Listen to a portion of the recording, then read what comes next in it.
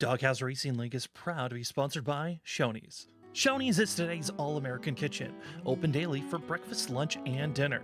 Shoney's guests can count on quality, delicious food along with warm, friendly service. Stop by one of the West Virginia locations to try their freshly prepared legendary breakfast bars.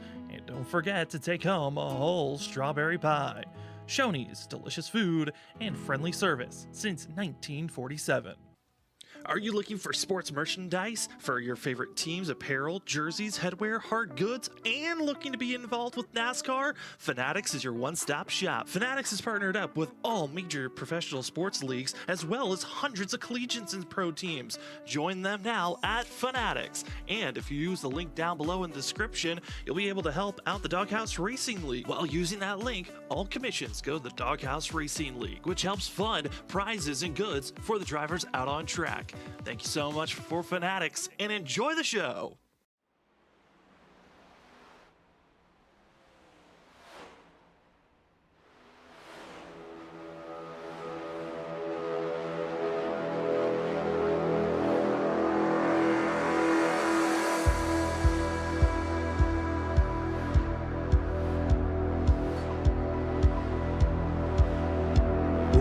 Welcome, ladies and gentlemen, to Freaky Fast Broadcasting on your Thursday night for the Shoney's Doghouse Cup Series. Tonight, the drivers of the 2024 Season 1 get prepared for race 12 of the season as they're going to be tackling the Monster Mile here tonight. Concrete Monster with the Titans Building 150 at Dover here this time this season. Counting tonight, just 5 races left to see who we will count to be our champion for the 2024 Season 1, and that points battle's getting inching closer and closer to one another. Tonight could be a big swing race like last night was. We'll have to wait and see, as this is going to be the longest Dover race that the Shoney's Doghouse Cup Series ever ran in the past. Can they hold on? Let's find out. Again, thank you for joining with us here on Freaky Fast Broadcasting. My name is Sam Dyer. Joining me up in the booth, Zach Hall. Zach, Monster Mile, this track, a lot of unknowns, but we are so excited for it. Now we are super excited for this concrete beast of a track, man. It's definitely called the Monster for a reason, and it's really because, folks, it reaches out and kind of grabs you. It's a giant drop off into each one of these corners. I believe it's almost 3 stories from the entry of the corner all the way down to the apex of the center of the corner, and then you climb back out of that 3 stories. So it's like you're climbing out of a building almost each and every time you come out of these corners, and it really upsets these race cars. And more importantly, this concrete surface really tears up the tires, so it will make for quite a race, I think, tonight. This will be the 4th time that the Shoney's Doghouse Cup Series has ever ran at this track. All previous runnings were early in the building of the Shoney's Doghouse Cup Series back in 2021 summer season and in the 2022 Season 1 and 2. So we haven't ran it for over a year and a half, but this track, a little bit longer of a race. The previous longest race they ever ran here was 86 laps. Tonight, 150 laps in total. And track position could be a big factor for these drivers and what they're searching for. Zach, coming off of last week's Talladega race, got to see Adam Gardner grab his 2nd win of the season. From Talladega to Darlington, you know, from a track that really maybe track position wasn't the strongest point, tonight seems to be a different story. Oh, for sure, Sam. Track position is going to be so critical here tonight at Dover. And the thing that you got to weigh with that track position is using your tires. So that's going to be the juggle that these drivers have tonight. And the decision making that they have to have is, do I want to fight really hard for my track position? Sometimes that can equate to tire wear, and sometimes going to get track position can equate to tire wear. So it's kind of one of those situations where you want to go get that track position, but you got to also weigh out your other problems that will come along with that. So we'll see how these drivers play out, but I really think this qualifying more than anything will be super critical to see, you know, who can just start up front and have that leisureful start. It's always better to start up front and save than to start back in 10th and have to try to save some tires. 3 major drivers that we're going to be keeping our eye on based off of points. Kevin Thompson, our points leader. Andrew St. Cours, our 2nd place in points driver. And Michael Hayes. Those are your 3 drivers still in a pretty solid hunt for the championship. Still, it looks to be our top 6 are still eligible mathematically, but it's really looking like it's just a 3-horse race for the final 5 races of the season. We'll see how well they can qualify. Speaking about qualifying, we have our 3 past qualifying pole sitters of this track. Adam Gardner taking the first pole here. Our second pole winner was Justin McMahon, who also led the most laps and won. And then the last time they ran back in 2022, season 2, Andrew St. Cyr led the most laps and got the pole, which leading the most laps and having the pole seems to be hand to hand on the past 3 races. We'll see if that carries on into this evening as drivers are hitting the track. You see Tony Martin in the 2 machine, going to be one of the first drivers to try to hit a time here tonight. But Zach, qualifying going to be tough for these drivers. They're on their own. They're not going to have that draft help. But obviously, these 2 laps so crucial. What they're looking for, and what markers are these drivers trying to hit?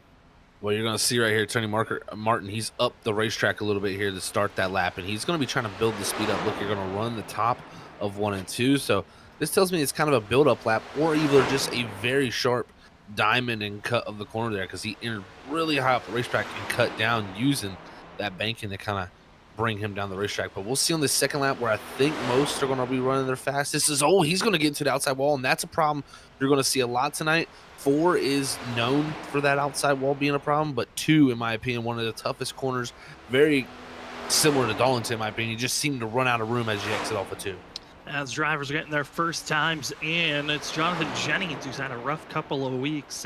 This 91 looking to get back into victory lane, has been the past champion for the last couple of seasons, was last season's champion, and this season's been kind of a turning point for the 91, seeing a lot of his competition hitting new marks and really competing with the 91 machine of Jennings. But Jennings hoping to take the top of the board, but drivers that are looking just as fast. It's going to be the 91 of Jennings currently taking the pole over Jamie Horn.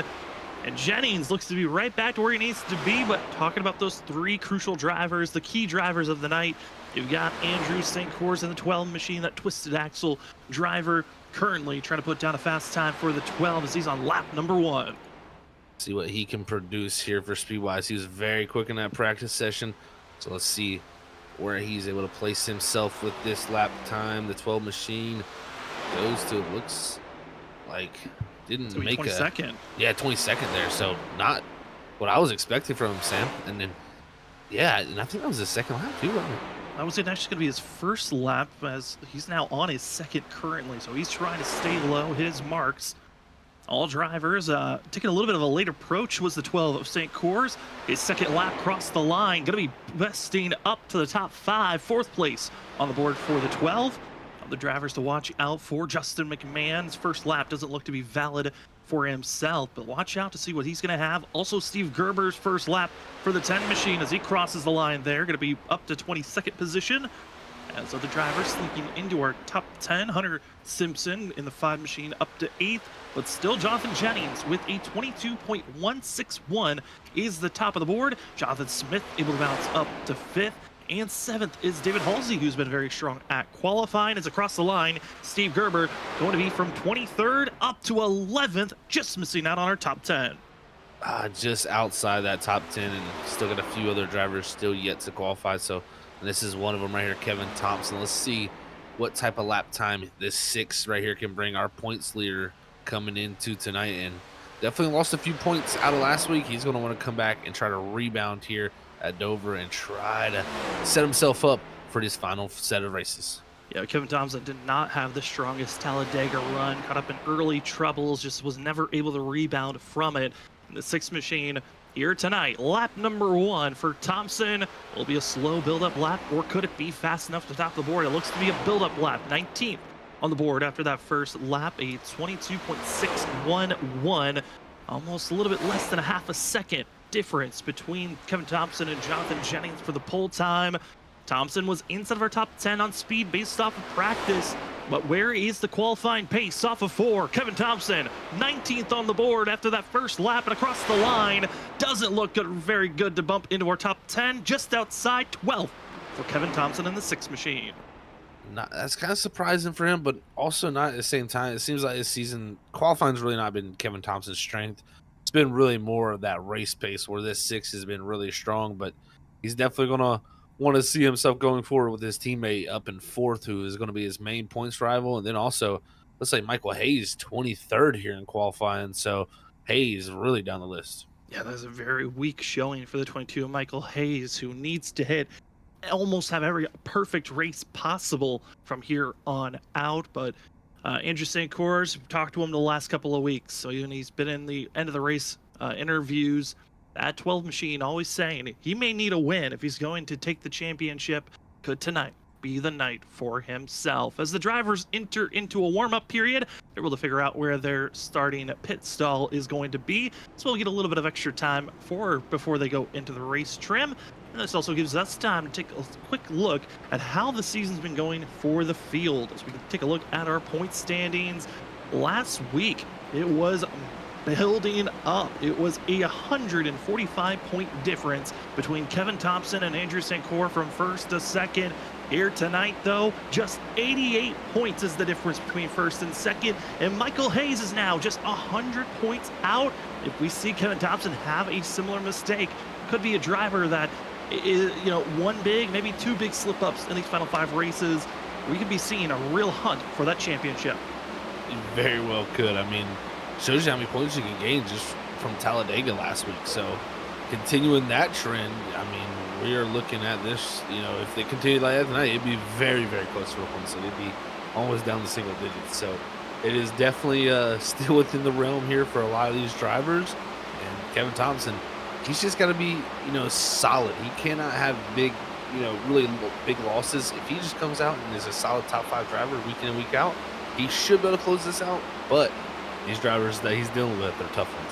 And if we see our top 3 all have big slip-ups, watch out for Nicholas Schell, who's been pretty consistent. Also a 2-time winner this season, Adam Gardner, and Nicholas Atwood, who's been very consistent. Still waiting in the wings for a chance to maybe have that late push for a championship. As we now look over at the schedule, talking about how we only have 5 races counting tonight until the season is over. Crazy to think, as we just finished up Talladega, as we will then be heading to Dover here tonight. Then the drivers head to Kansas for race number 13 on the schedule before we have a 2-week break. We'll come back for more racing action at Darlington, North Wilkesboro, and finish out the season at Charlotte. Zach, these final 5 races are going to be very important for the field, especially those final 3 after this 2-week break that we have coming up here shortly.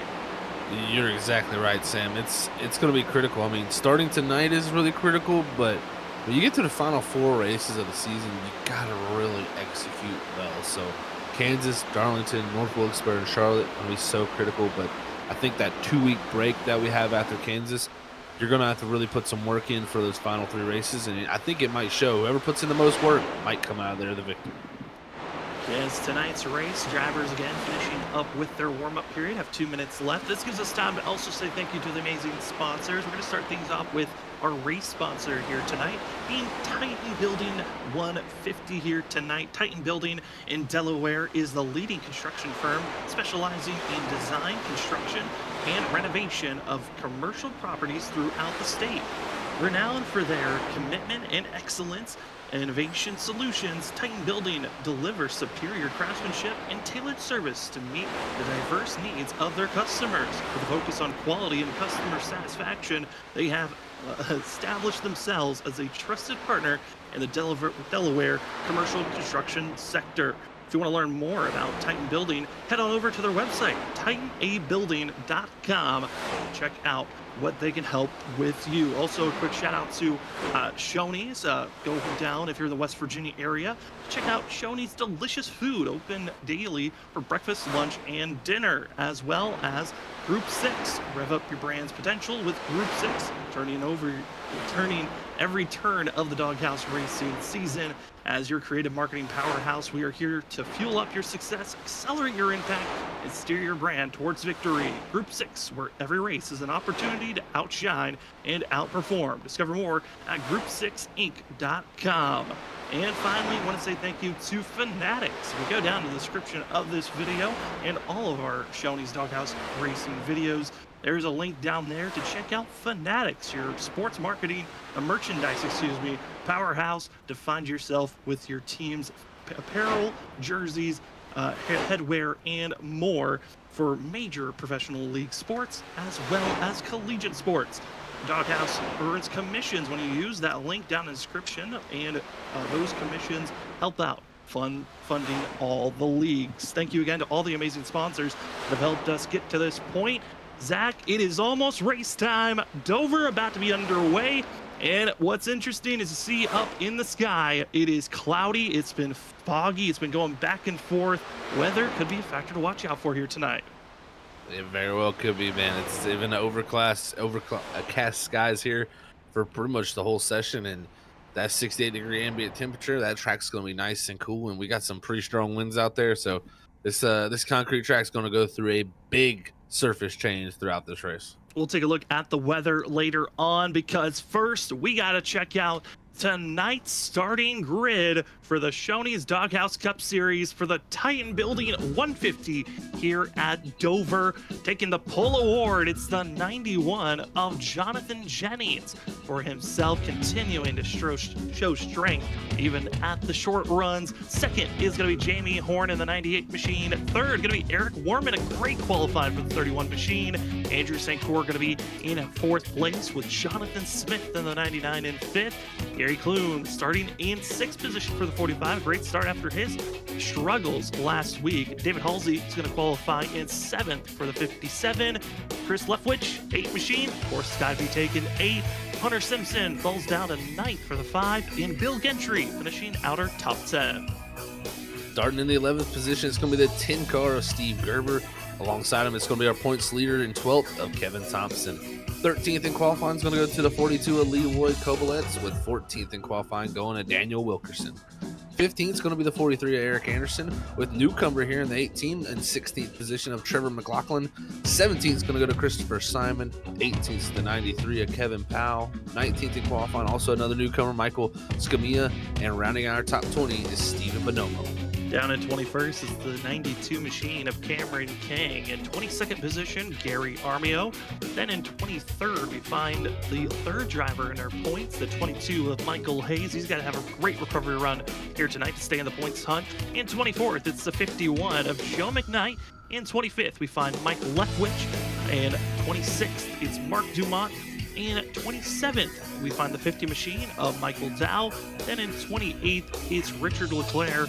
In 29th position, it's Michael Menchaca. 30th, we find Nicholas Atwood. And our final 4 drivers going to be the 24 of Justin McMahon. Last week's winner of Adam Gardner in 32nd position. In 33rd, it's Kevin Brown. And finishing out the last spot, the 2 machine of Tony Martin. Martin, obviously, we saw, didn't have the best qualifying run. The 2 was going to have to make that march through the field. But up front, Jonathan Jennings in the 91 machine.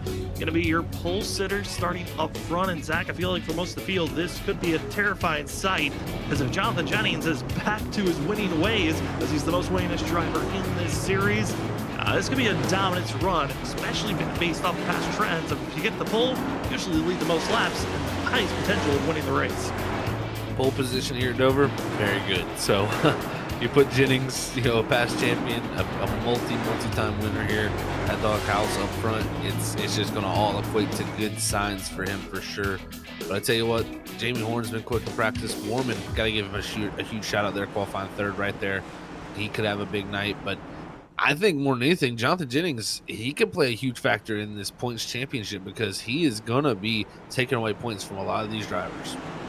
As the field getting ready to take the green flag here tonight. It's the 91 of Jonathan Jennings. Jamie Horn going to be your front row. Tonight's race at Dover, 150 laps in total. No stage break, no fast repairs, just 3 extra sets of tires in pit road.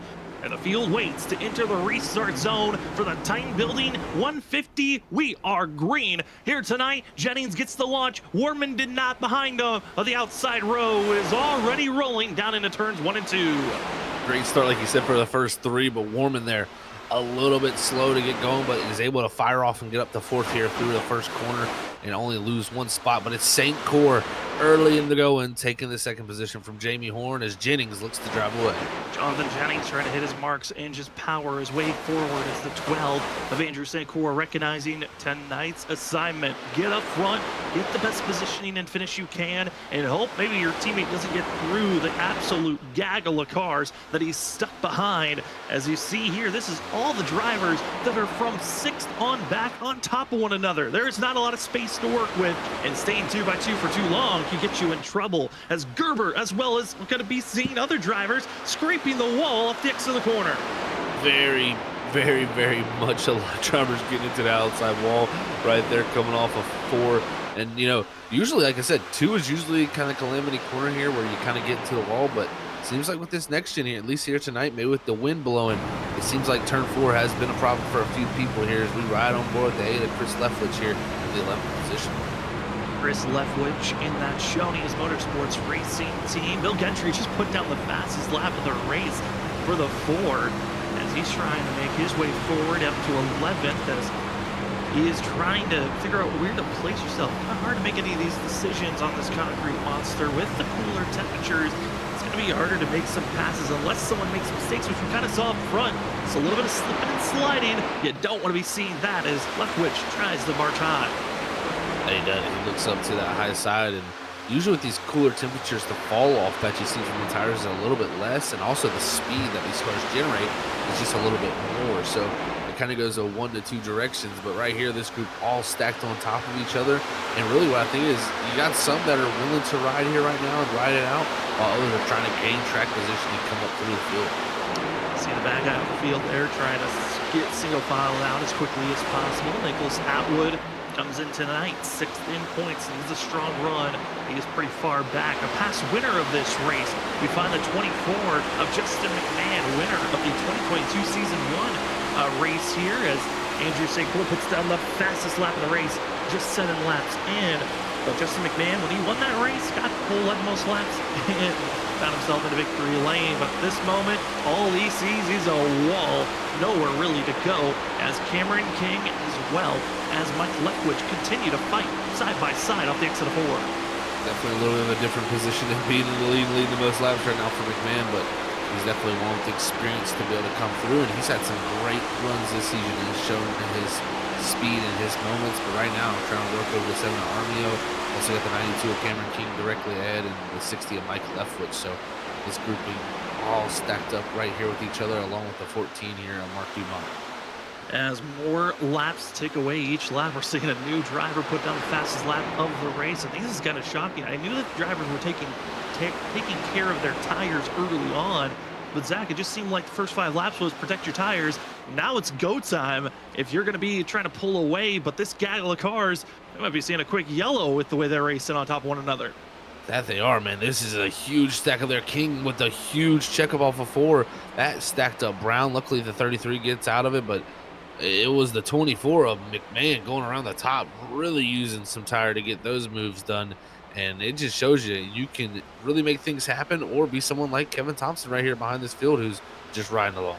And that is all the drivers from 17th back to 32nd position. Oh. And oh no, into the wall down in front. Mike Leftwich, Dumont go back up. So no, the big one down into turn number 1. And of a blink of an eye, it goes up and smokes. You knew the catalyst was building up. And right there, the gaggle of cars exploded right when they crossed the line. Wow. I think it all started around the 42. Leroy Kobolets there. I'm unsure exactly how he got around. I think some contact from the 7 of Gary Armio, who had a close call at the wall. And this is going to be something here we see on this replay.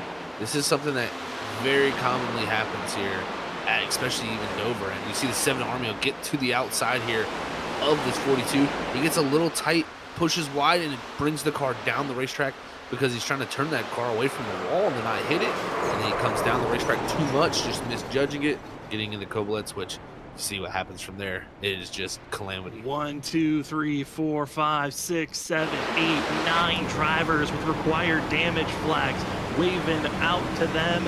And Zach, looking at it a little bit closer, it looked to be netcode as well with the pulling down action that really set that all up. Such a tough break there. And like you said, I mean, 9 people with the required damage flags, that is going to be tough to come back from. And you see Leftwich, he's just diving to the inside, trying to make it, and just gets clipped. And from there, I mean, Zach, just a tough ride. Also under that wreck was concluding. Our leader ran into it. Jonathan Jennings has required damage as he'll run into coming to the end as all these drivers are getting straightened out. The 91 catches up to him and he runs right into Joe McKnight. Yeah, I just went back and actually watched that too, Sam. Yeah, I don't know if Jennings just a mental lapse there, because should have been able to see that on the relative that, you know, people were up ahead here, not going. And, you know, sometimes you expect it all to be cleared up once you get back around. And see, right here, we're looking at our leaders, but the caution's going to come out around this moment right here. So from here, really, the leaders just going to be rolling under caution, trying to catch up to the pace car, so to say. And even Jennings, really, he comes around at about 150 mile an hour. Not, you know, not the full song, but still pretty good speed. But when he gets here, he immediately notices, oh no, the track is clogged, and he just doesn't get slowed down in time. It runs right in the quarter panel, the 51 of McKnight. Everyone else also has to scatter, and Jonathan Jennings, from dominating this race to into pit road, and he'll start all the way back in 26th position. Looked to be a little broken toe length, but now back in traffic. This is a worst case scenario, and some drivers even having to take tires on accident. I don't think they were planning on taking tires this early on. Some of these drivers are going to be stuck with just 2 sets of tires for the rest of this race. That changes everything. If you accidentally took tires, you are very, very bad off right now, because again, tires just wear so much, and if we get cautions, you're going to want to have those tires for sure to have those to back you up. But yeah, just I guess a mental lapse from Jennings. I mean, he would be the only person to be able to tell us, you know, really what happened there. But it's a tough break. I mean, you know, it's kind of been a little bit of his season, is just having the speed, qualifying on pole, and then something, some way or another, takes him out of that chance to go in. Well, this kind of takes a lot from those past trends, and now is going to slot Andrew St. Cyr into the lead position, where he was kind of putting the pressure on Jonathan Jennings, now no longer. And it's going to be allowing these drivers to have a different driver up front leading this race, and still over 9 drivers in pit road getting damage repair. No one has left the server yet, but that is the most drivers so early on. That's probably a bigger wreck than I think we saw at Talladega, it felt like, because it took a while for us to see that many drivers taken out so quick. I completely agree, Sam. You know, usually when you see a wreck, a really sizable wreck, you get at least 1, maybe 2 required flags, you know, 3 at most. But that, I mean, like you said, when you said 9, I pulled up the entry list and saw all the flags on the list there. I was like, man, that is that's for all-timer right there, because I'd say at least 80% of the cars involved got required damage. And some were broken toe lengths, some have been engine damage, and ultimately it's thrown away a race for a lot of drivers that, again, 17th on a back were on that cluster. Well, now they're going to have to deal with that damage. Everyone else up front, though, they're going to be reset and ready to get rolling. We're stacked 2 by 2, about to be seeing the pace car pull off into pit road.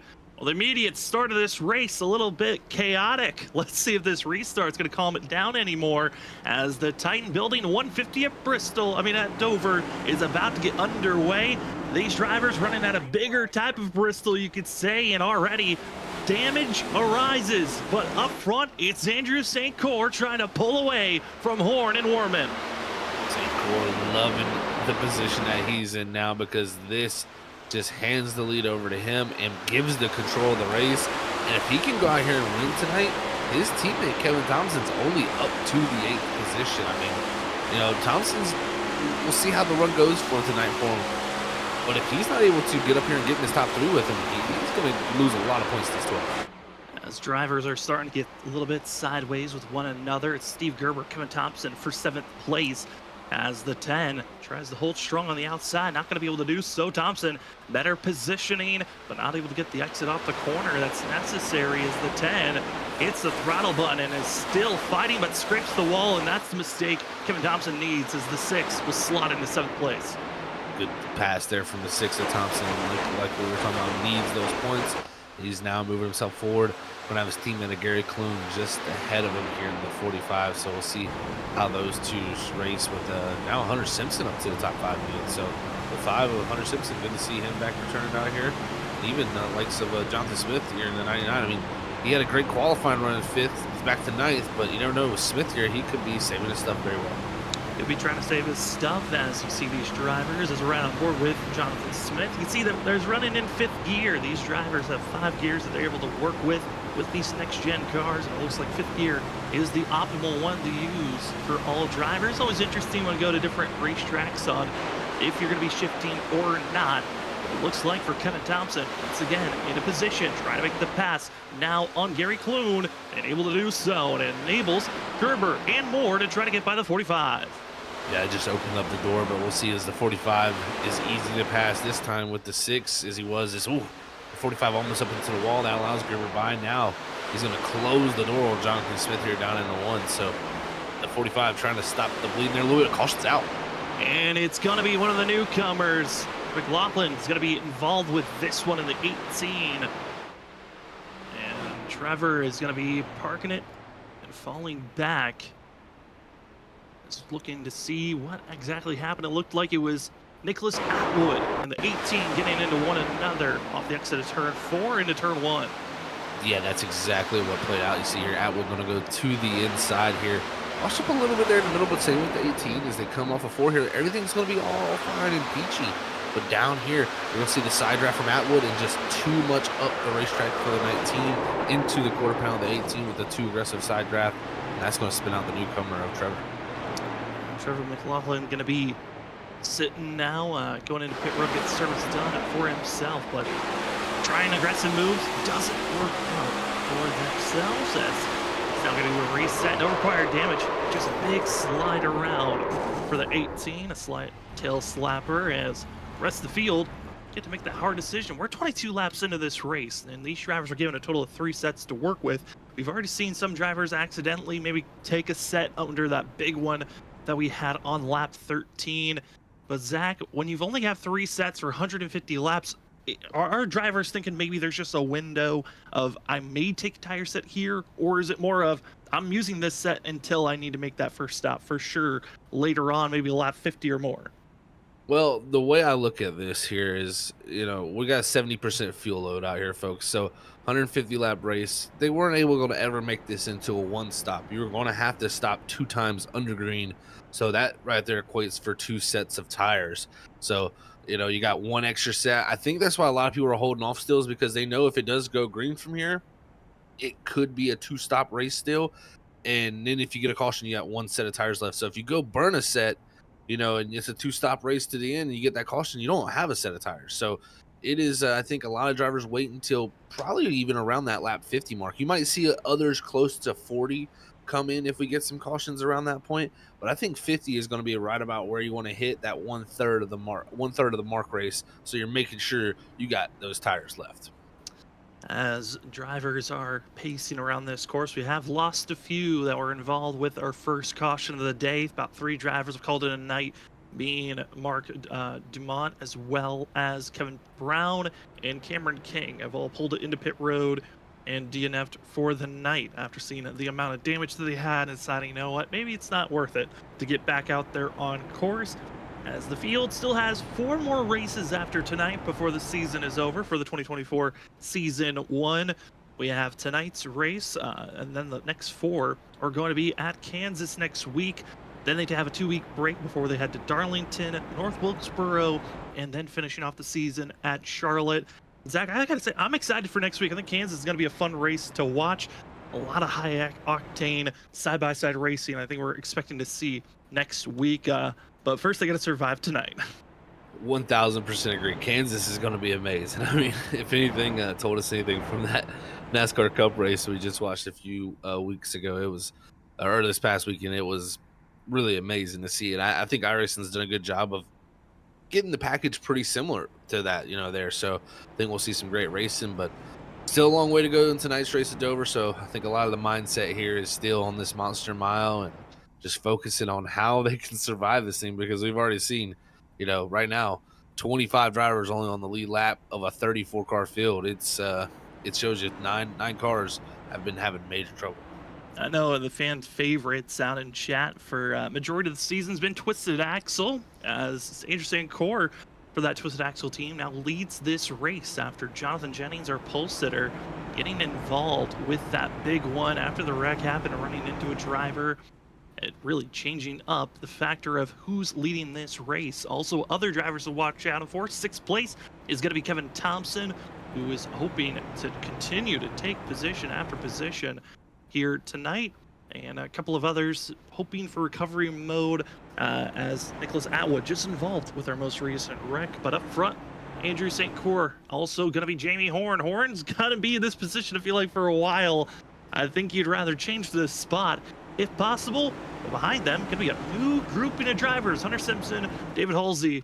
How well are they going to get onto this restart, and can they take a position for free if Horn has a bit of a slip up? Pace car pulls off into pit road, and it's time for us to get back to green flag racing. The Titan Building 150 into the restart zone is underway as Core, Horn taking off, and it's all Andrew St. Core with the fantastic launch.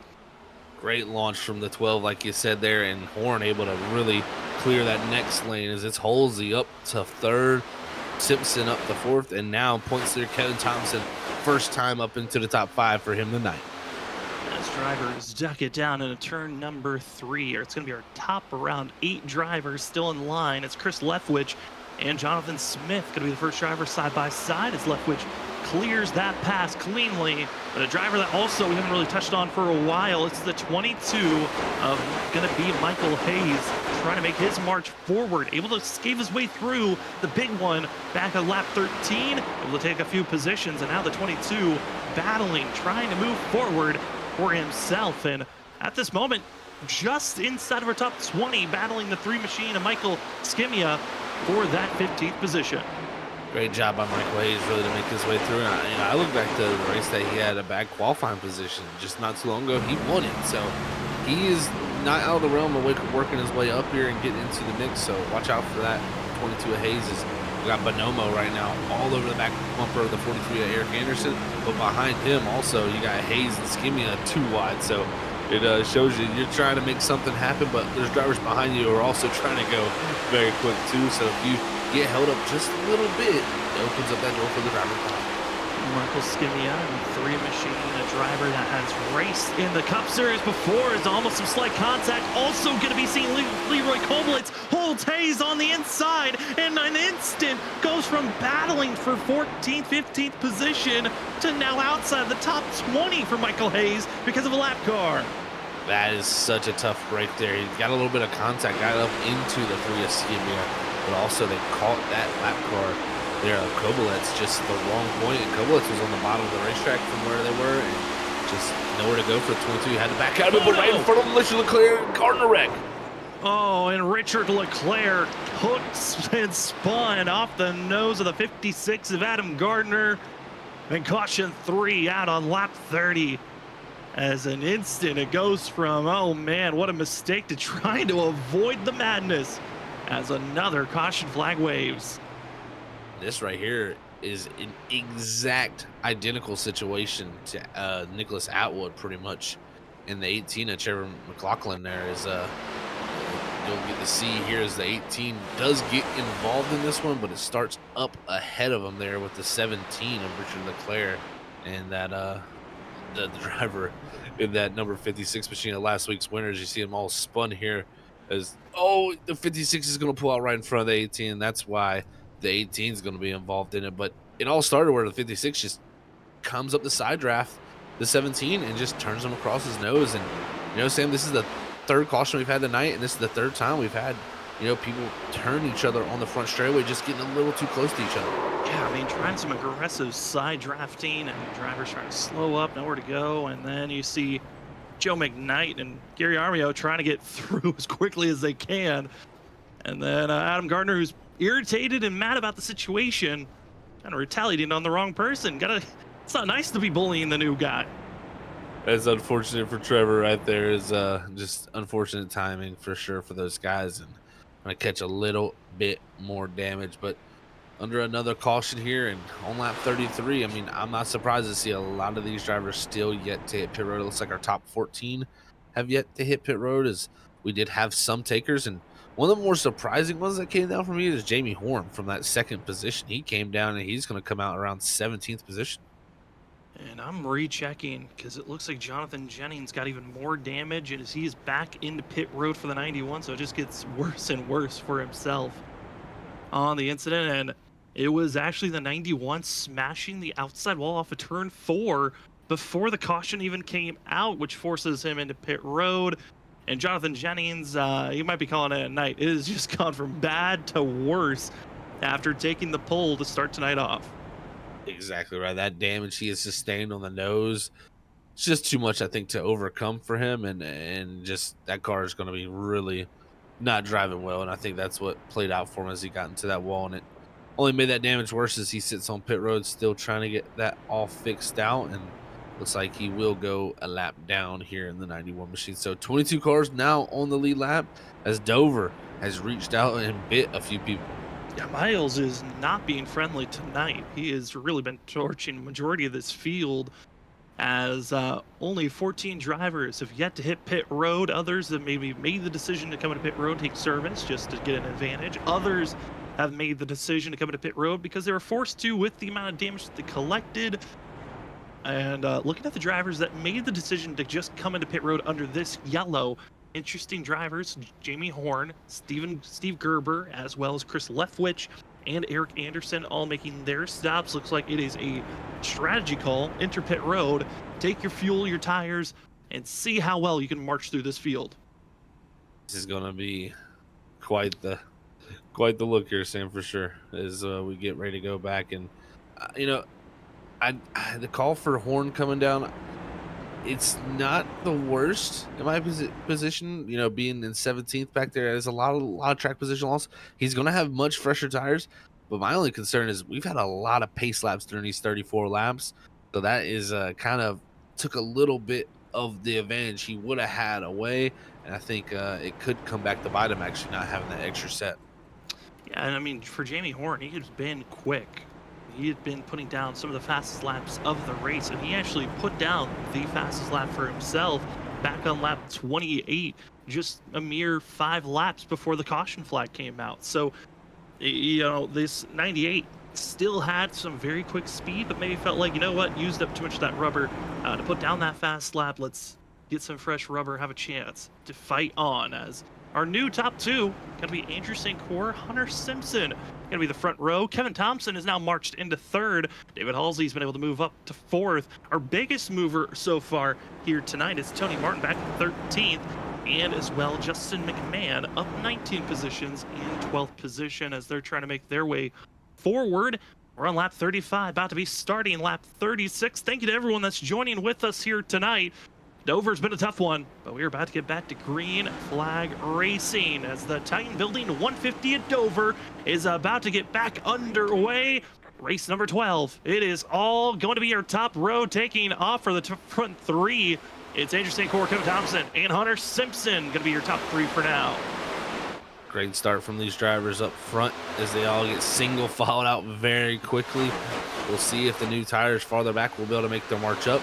But right now, Thompson, loving what he's done up to 12th, from 12th up to 2nd. He's now here to challenge his teammate.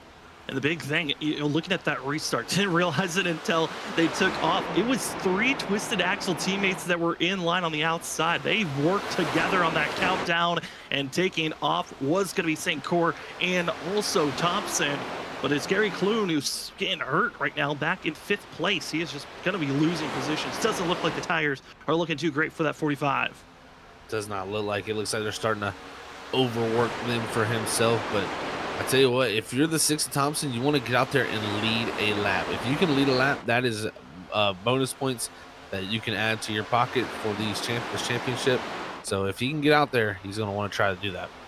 Trying to figure out where to go at this moment. And for the 12, that's pulling away is the 31 Warman, almost brushing into the outside wall. And it feels like every time we exit a corner, it's pick and choose who needs to let off or gets a little bit too close to the outside wall as it keeps sneaking up on drivers. But it's single file for majority of the field. Well, drivers that are trying to make some passes. You would think you'd be drivers outside of our top 15, as Jamie Horn not able to really take any advantage with this fresh rubber. It's been Steve Gerber, though, in the 10 that's been taking off right now in 13th, now make it 12th. Not too surprised to see that. It's not really made too big of a difference because we're really only running 3 to 4 tenths off our fastest laps we've ran in this race. So that just shows me that there's still plenty of life, a lot left in some of these tires for these drivers. So we'll see how the likes of Horn can come through, but maybe feeling like, you know, yes, he does have the tire advantage, but he can't go overwork those tires to get through there, because if he does, that advantage will be completely gone. But right here on the back of McKnight, he's getting loose in that 51. You got to be careful. Michael Menchaca over the radio trying to get out of the way, but right now just fighting Joe McKnight. And looks like almost trying to force the 51 to stay in line, as we're seeing the 98 machine go low, trying to figure out how to get by Michael Menchaca, who is currently 6 laps down. And it hurts Joe McKnight. And where will Horn go? He ducks low and able to try to set up this pass on the lap car that has just been running his own lane after a dominant run by the team from Menchaca's team last week at Talladega. Tonight seems to be a different story for the 34. It does. Seems like they're having a tough time here tonight after getting involved in that wreck. They'll try to salvage anything they can. But right now, Jonathan Smith, after that 5th qualifying position, has fell back to 9th. But look who's up ahead of him. The 24, Justin McMahon. That's the 93, Kevin Powell. Some big movers here running up through the field. And Kevin Powell's been very good at these, you know, look at the short track runs. He hasn't run all season, but I think back to Richmond, very strong at that track. When it came down to tire wear, the long run is where we saw the 93 really have some big strength. And Justin McMahon trying to have one of his better runs of the season right now, up to 8th place. And our biggest mover of the race right now is that 24. That is, he's all over the back bumper, and a past winner here at Dover showing his prowess at this racetrack as they continue to close in. It looks like the likes of Warman there, who is on the back bumper of the 45 of Clune, now going to go to the inside as that 31 of Warman as he tries to fight back towards the top 5. Very Clune again, lifting high, showing a chance for the drivers to pounce on positions. Justin McMahon trying to give a little bit of a push to get Kevin Powell moving forward. Warman still not able to get by Clune, and it's enabling our top 3 to just continue to pull away, but pulled away for over a second just yet, so they're still in distance. Excuse me, actually our top 4 is David Halsey still attached, and I gotta give kudos and flowers to the 57. This is fantastic to see from Halsey this late into a run. Yes, we've had so many caution flags, it's helped these tires stay alive, but this is amazing to see from Halsey to be up front. That it is. He's had some great qualifying runs, just hasn't had the race runs to go with it. Well, tonight he's having an excellent one, but as we say that, it's an excellent battle for the lead up front. It looks like Thompson was 0.13 of a second away from leading that lap. We'll see how hard does his teammate at St. Cor fight here, because this is the championship battle, folks. It is the championship battle, and that's the one thing where I was curious, seeing the fact that St. Cor has been a solid team player all throughout this season, but Kevin Thompson has to pull down low. Hunter Simpson taking the advantage of the 6, not getting the better launch off the exit of the corner. But St. Cor's been team all season long. Was curious if at any moment we're going to see maybe a little bit of a selfish play. Didn't see it on the restart. And the 12 machine now has to fight and defend over Hunter Simpson. I think you're exactly right, Sam. When are we going to see that selfish play from him? Because we still haven't. You know, he lined up the restart with him, made sure he got past Hunter Simpson, kind of gave him the track position. And, you know, I get working with your teammates, but I do think at some point he's going to have to throw the cold shoulder to him and say, man, you're going to have to go for it on yourself because we're racing for a championship here. But we'll see how it works out. As right now Thompson getting threat from Halsey from behind, but it's the 5 of Hunter Simpson who's really showing out right here. That 5 machine looking strong.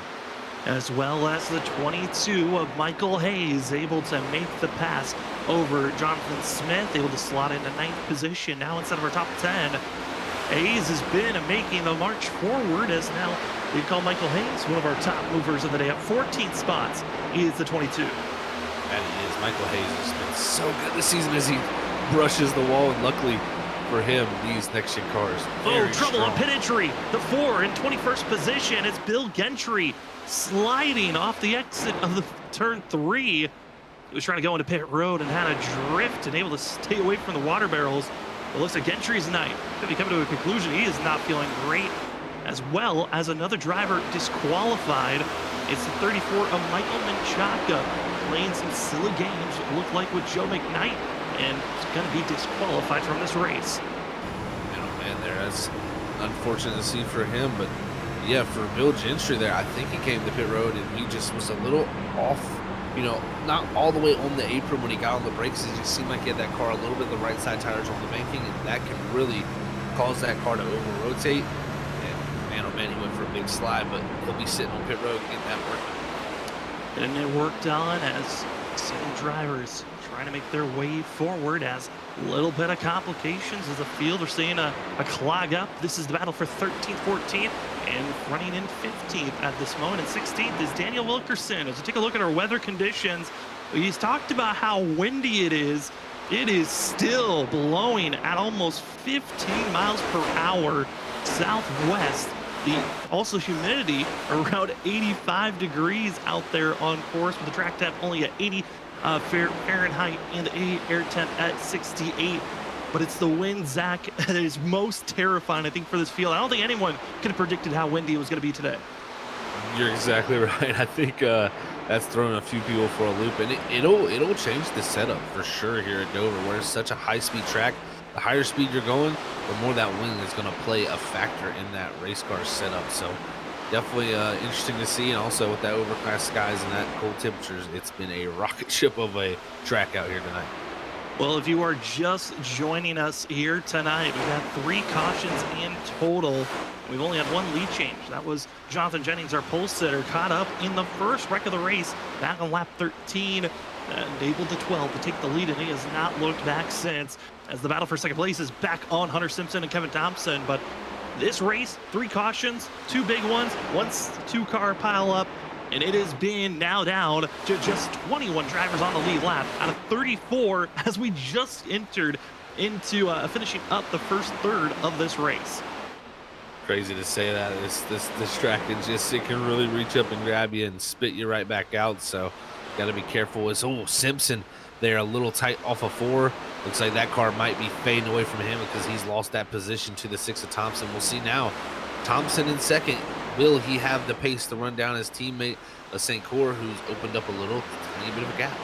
Halsey ducks down low. Simpson runs middle. And I'm looking at a lot of those drivers outside of our top 6. A lot of the field running the middle to high groove through these corners. Kind of surprising to see, while our leaders all trying to run down low, close to that apron as possible. And right now also seeing drivers on fresher rubber start to make their march forward, is now the current fastest driver with freshest of rubber. It's that 98 machine of Horn trying to make his way forward, with Chris Leftwich right behind him. This track's definitely opening up the opportunities for drivers. That dynamic track heating up that bottom where everybody's running is making these drivers move around, search and find grip, especially as the tires wear. I mean, look at Hayes. I mean, he is entered almost in the 3rd lane, and then a major cut down on the exit to get all the way back to the bottom to get a good run down the hill. I like this line here. If it works for your setup, that's what you need to be doing, is Hayes trying to make it work, but you can see the flame come out the tailpipe. What that is right there is raw unburnt fuel. That means he lifted off the gas because he was about to knock that wall down. I mean, he's watching the battling for 3rd, 4th, 5th, and 6th all in front of him. He has to back out of it, as moving up now into 3rd place is Justin McMahon. That 24 has no give up underneath them, but this gaggle of 5 cars on top of one another, this is danger waiting to happen, as Clune trying his best to get by Hunter Simpson. Simpson goes extremely wide. They'll go 3 wide for a quick moment as Simpson brushes the wall. It's now down to a 5-horse race. Clune, Horn, and Horn with fresher tires will make the march forward. Hayes with the better positioning. The 22 just ships it below the 45. Oh man, the hands, the positions changing hands right now is crazy to see. But you can see right at the 45 tight, the 8 almost makes contact as the 45 had to come down the racetrack. But there goes Leftwich by, and he'll make the pass. He's on fresher tires along with Jamie Horn. So those are the 2 making up real time, along with Gerber here in the 10. The 3 drivers with fresh rubber. It's Horn in the 98, the 8 machine of Chris Leftwich in the 10 of Steve Gerber. Gerber really using up those tires early on. But Clune, Warman, and now Hayes went from inside of our top 5 to all 3 of them outside of the top 5 in a quick moment, and now battling for 10th place, just within 5 laps. And right now, Warman here trying to make that pass, but Clune, like I said, just struggling and just dropping back here. He'll come off a 4 again and brush the wall. That 45 just a little too tight, and have to let that right front cool down. As a lot of drivers struggling right now, Sam, with these cars. I would not be surprised if we start to see green flag pit stops actually transpire here at racing.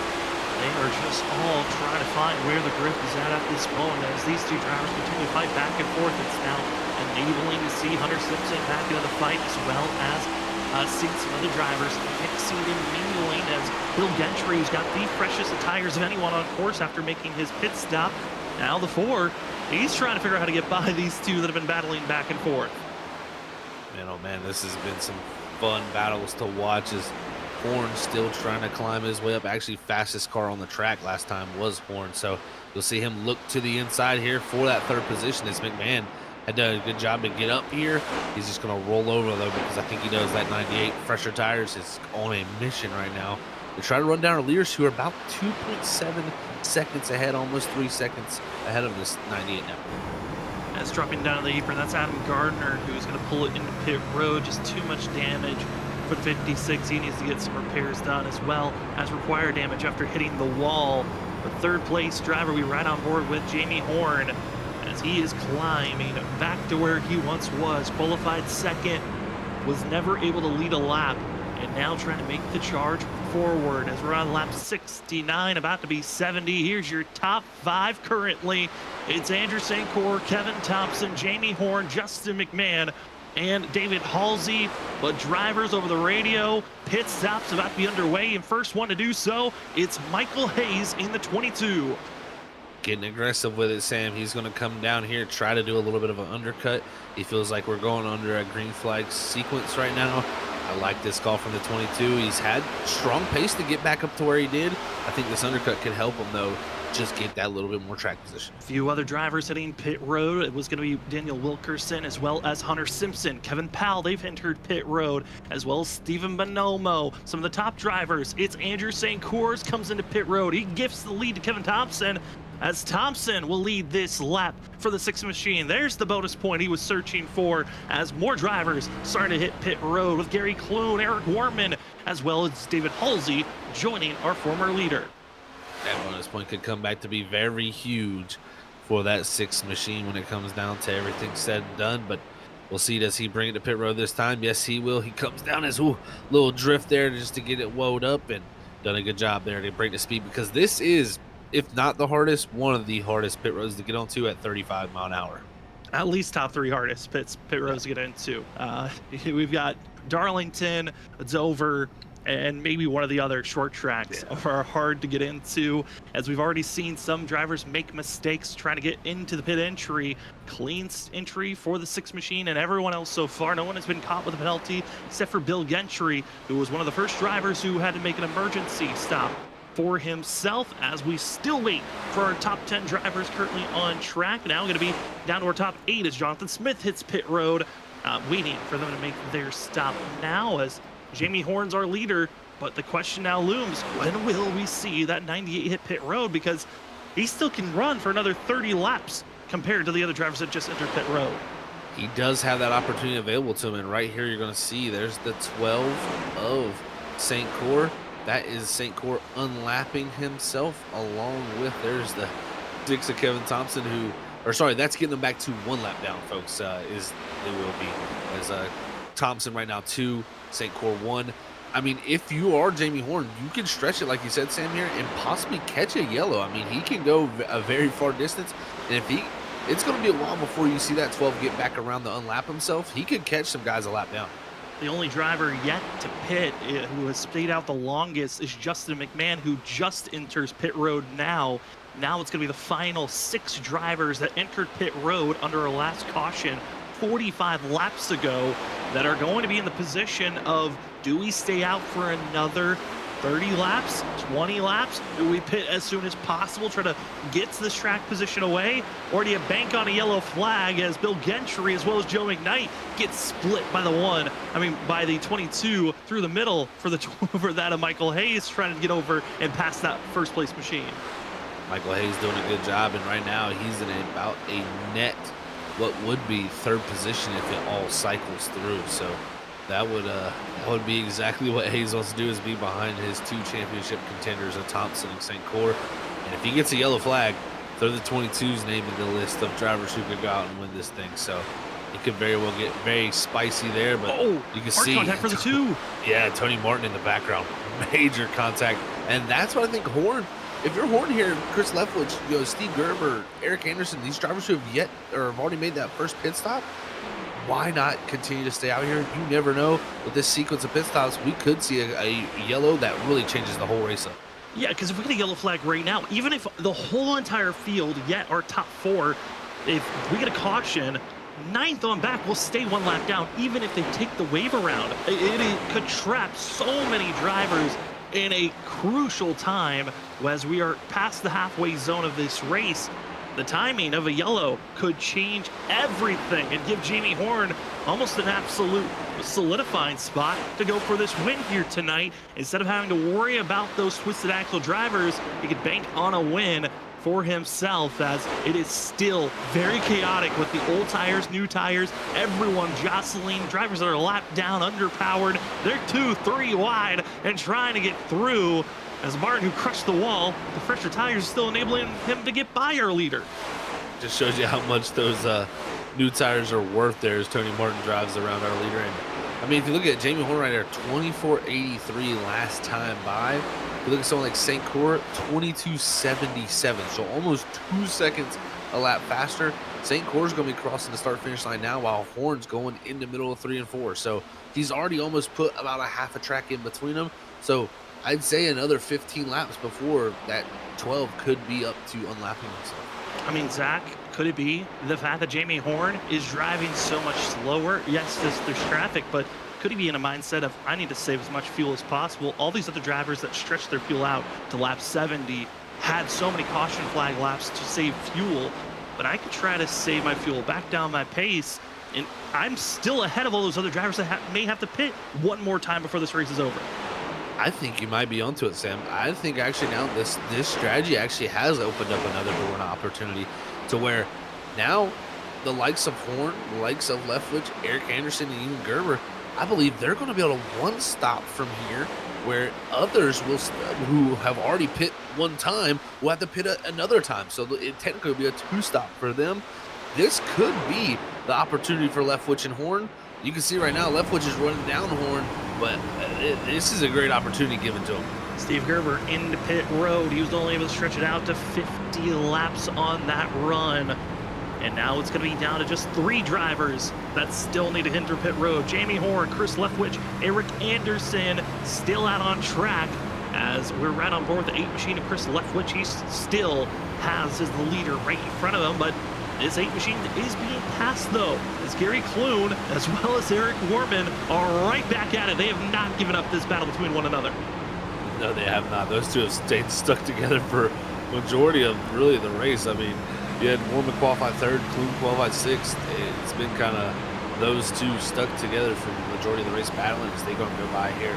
Now they bring themselves back to 1 lap down to that leader. So if we did get a caution, that's huge for Warman and Clune, because if anything, they take the wave around and get back in the lead lap.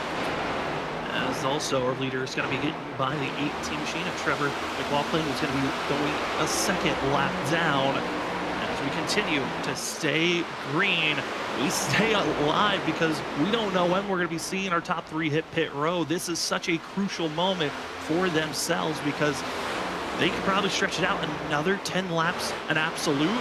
What if they can stretch it out another, let's say 20 laps or even 15 laps? They're in a solid position to stretch this race to the end. They really are. Yeah. I'd say if they get to 95, that will be plenty. So I think, if anything, right now, if you're Horn, you're Leftwich, just keep doing what you're doing. And right now, they are in position, if this race stays green, personally, to be in the driver's seat all the way to the end. As these laps continue to tick away, it has been a fabulous battle for these drivers. Going to be 60 laps to go when they cross the line. And this race went from chaos, calamity in the first 30 laps of who's going to survive and make it to the end of this race to now a fuel strategy race of who's going to have the fuel to take it to the end. Would it be the 4th place runner of Andrew St. Cyr, who is still 1 lap down compared to our top 3 that pitted on our last caution flag 58 laps ago? As each lap ticks away, the question of when would you want to pit starts to raise, because I think, Zach, they're in a window where they just go another 3 more laps. They're good to make it from here. I completely agree with you, Sam. I would even go to beg to say they might even be close to being good now. So you add a few more laps to this, I think they're A-OK. And pretty much from there, the biggest thing that they're going to be concerned about if you're Jamie Horn, Chris Leftwich, Eric Anderson, when you pit here, you most likely will go 1 lap down here to the leader of St. Cyr. You're not going to 2 like you were to them, but you probably will go 1 lap down. I think if anything, to them, if they can just quickly get back on that lead lap, they are going to be in a perfect position to go out and win this race. Eric Anderson hoping for his best finish of the season. This season, this 43 has had 4 top 10 finishes, yet to get a top 5, and right now running well. But into pit road looks to be Jamie Horn as he exits into pit lane. Also in front of him going to be Mike Leftwich, and now gives the lead to Chris Leftwich and the 8 machine. Great job by these guys. They've made it this far. They feel like Horn must feel like this is the opportunity is opened up to make it to the end. And now, like you say, hands the lead over to Leftwich. When will he flinch the next to be able to come to pit road? I think that's going to be the big question for everybody. As Chris Leftwich, Eric Anderson still out on track. Jamie Horn expected to go at least 1 to 2 laps down. These drivers continue to focus. Do you have enough fuel? Because they were only able to go about 64. That likes of Horn, Chris Leftwich, Eric Anderson. I mean, they're going to be probably the best control vehicles to tell us how far you can go on fuel. And now into pit road is going to be the 8 machine, but he's so out of control. That is a scary entry. But you know what? Sometimes the scarier the entry, the faster of entry it can be, as long as you don't get a black flag. And for Mike Leftwich, the 6 machine he did, his son, the 8, he didn't. And yellow flag is out. This puts Eric Anderson in the lead. Is Horn, Jamie Horn, into the outside wall as he comes off a pit road and wrecks. It went from a winning situation to gifting it potentially to Kevin Thompson and St. Cyr. St. Cyr's out too. St. Cyr's out. Andrew St. Cyr in an instant. No way. This is crazy to see for these drivers. This is crazy. So, somehow he made contact with him and his front end's still there. I thought he was done for with the hit he just took from that, Sam, but he looks to be all right. So St. Cyr will hold on. So a little bit over jump from me right there, but the 98 there, losing it coming off of pit road. Oh, man, this is a heartbreaker for him because you're going to see right here, he exits. This pit road is very tricky. This apron, cold tires, getting up the speed. He hits the bump. It bottoms out. From there, he goes up the racetrack, and there you see, look at that, St. Cyr. And I don't know how, but the car came back. And over the radio, Andrew St. Cyr, I don't know how it happened. I hit you, but I took no damage, was the radio call. The 12, we ride on board. You're going to see the instant damage. And then iRacing says, I'll gift you a prize. As the 98 comes up, Steve Manomo was not gifted a prize, but from major damage to poof, you're fine. And even Kevin Thompson got damaged from it. I mean, like, the 6 on the outside got damaged. And, you know, personally, Sam, this is something that has happened before in iRacing where you kind of, you know, get that damage and then it goes away. We've even seen the likes. I mean, even in the Coke series where you can be bump drafting someone and you have your front end completely ripped off. So there is some weird little issues and hiccups that we have with these cars sometimes. And St. Cyr, I think he's going to be going back saying, I think I might be the luckiest driver out here. I mean, Kevin Thompson, yes, he got some damage, but it looks to be minimal damage that he picked up. He does not decide to just stay in pit road and get the damage repaired. It's a quick 4 tires and fuel and gone. Eric Anderson gets his slight damage done for himself, and he'll be out there. But Here's an aerial chase view of the incident just from nowhere to go. Steven Bonomo, who looked to probably get, yes, he hit the 98 at full bore, but you would think that maybe the 9 would get the least amount of damage. He grabbed the most damage of all 4 drivers there. Yeah, that was completely backwards, if anything. I mean, Bonomo, like you said, he clipped him and it ripped the whole front end off. But St. Cor, straight. That was about as hard a hit as it was going to be. And we saw the damage occur on the nose as it happened. But sometimes, this is online racing, folks. And sometimes you are going to get the benefit of the iRacing gods on your side. And tonight was St. Cor's opportunity. Because, if that happens to him, Sam, he is in major trouble points-wise. And this could have been his championship over. But now it's all still to play for. It's all still to play for the likes of Jamie Horn. Went from a potential winning strategy call to now 5 laps down and still in pit road in 20th position. Steve Bonomo still in pit road, getting damage repaired. And your new leader is Eric Anderson, who's looking for his best run of the season. The 43 now going to be the control vehicle to the top 3 drivers in points. Right behind them of Andrew St. Cor, Kevin Thompson, Michael Hayes. It's almost like this race is wanting to be scripted to see the most drama. We saw the big one of probably the most required damage wreck we've ever seen here on Freaky Fast Broadcasting. To now, who knows? We've got drivers that have gotten into victory lane in the past, some that have never won in the Shoney's Doghouse Cup Series, and it's all lining up for just 60 more laps here tonight. What a wild show we've had here tonight, man. I tell you, Dover has not disappointed. We've seen everything. It just shows you again. This track is comparable, in my opinion, to Bristol, where we say you're never safe. And what a lot of that comes down to is this track is super banked in the corners, and then even in the straightaways, you got 13 degrees of banking. So some tracks don't have 13 degrees of banking in their corners even. So it just really shows you how much this track is a self-cleaning track, and things when they happen, they spread out and fan out, and you just got to find that opening past. Some people haven't been able to find that, and shows you also you're never safe when you really never know. We saw St. Cor, now Jennings, multiple different times where a wreck happens right in front of you. You have nowhere to go, and you're involved in it. As it looks like, again, we got this green here, or this yellow delayed, so it looks like we'll have another lap here, Sam. In another lap for ourselves. It has been a crazy one for us here tonight, as we've seen drivers that were favorites taken out immediately. Jonathan Jennings caught up in the big one on lap 13. And then we saw the difference of pit cycles of who decided to come in, who didn't. And now it's going to be seen Eric Anderson, your lead driver for this takeoff. As also, crazy enough, at the time, we talked about how the timing of the yellow could hurt so many drivers. Only 7 drivers, Zach, on the lead lap for this next restart. That's exactly right, Sam. It really changed things up. What helped a lot of them was Jamie Horn and Chris Leftwich were on pit road. That unlapped, or brought a lot of people back onto that lead lap without having to take the wave around, and then brought others back to 1 lap down. So now we're going to have a crazy battle here from 8th on back for that lucky dog if we get another yellow. So anything is still to play, and Eric Anderson, now the leader, he has got to be saying, man, I don't even know how I got into this situation, but he's got to have a smile on his face.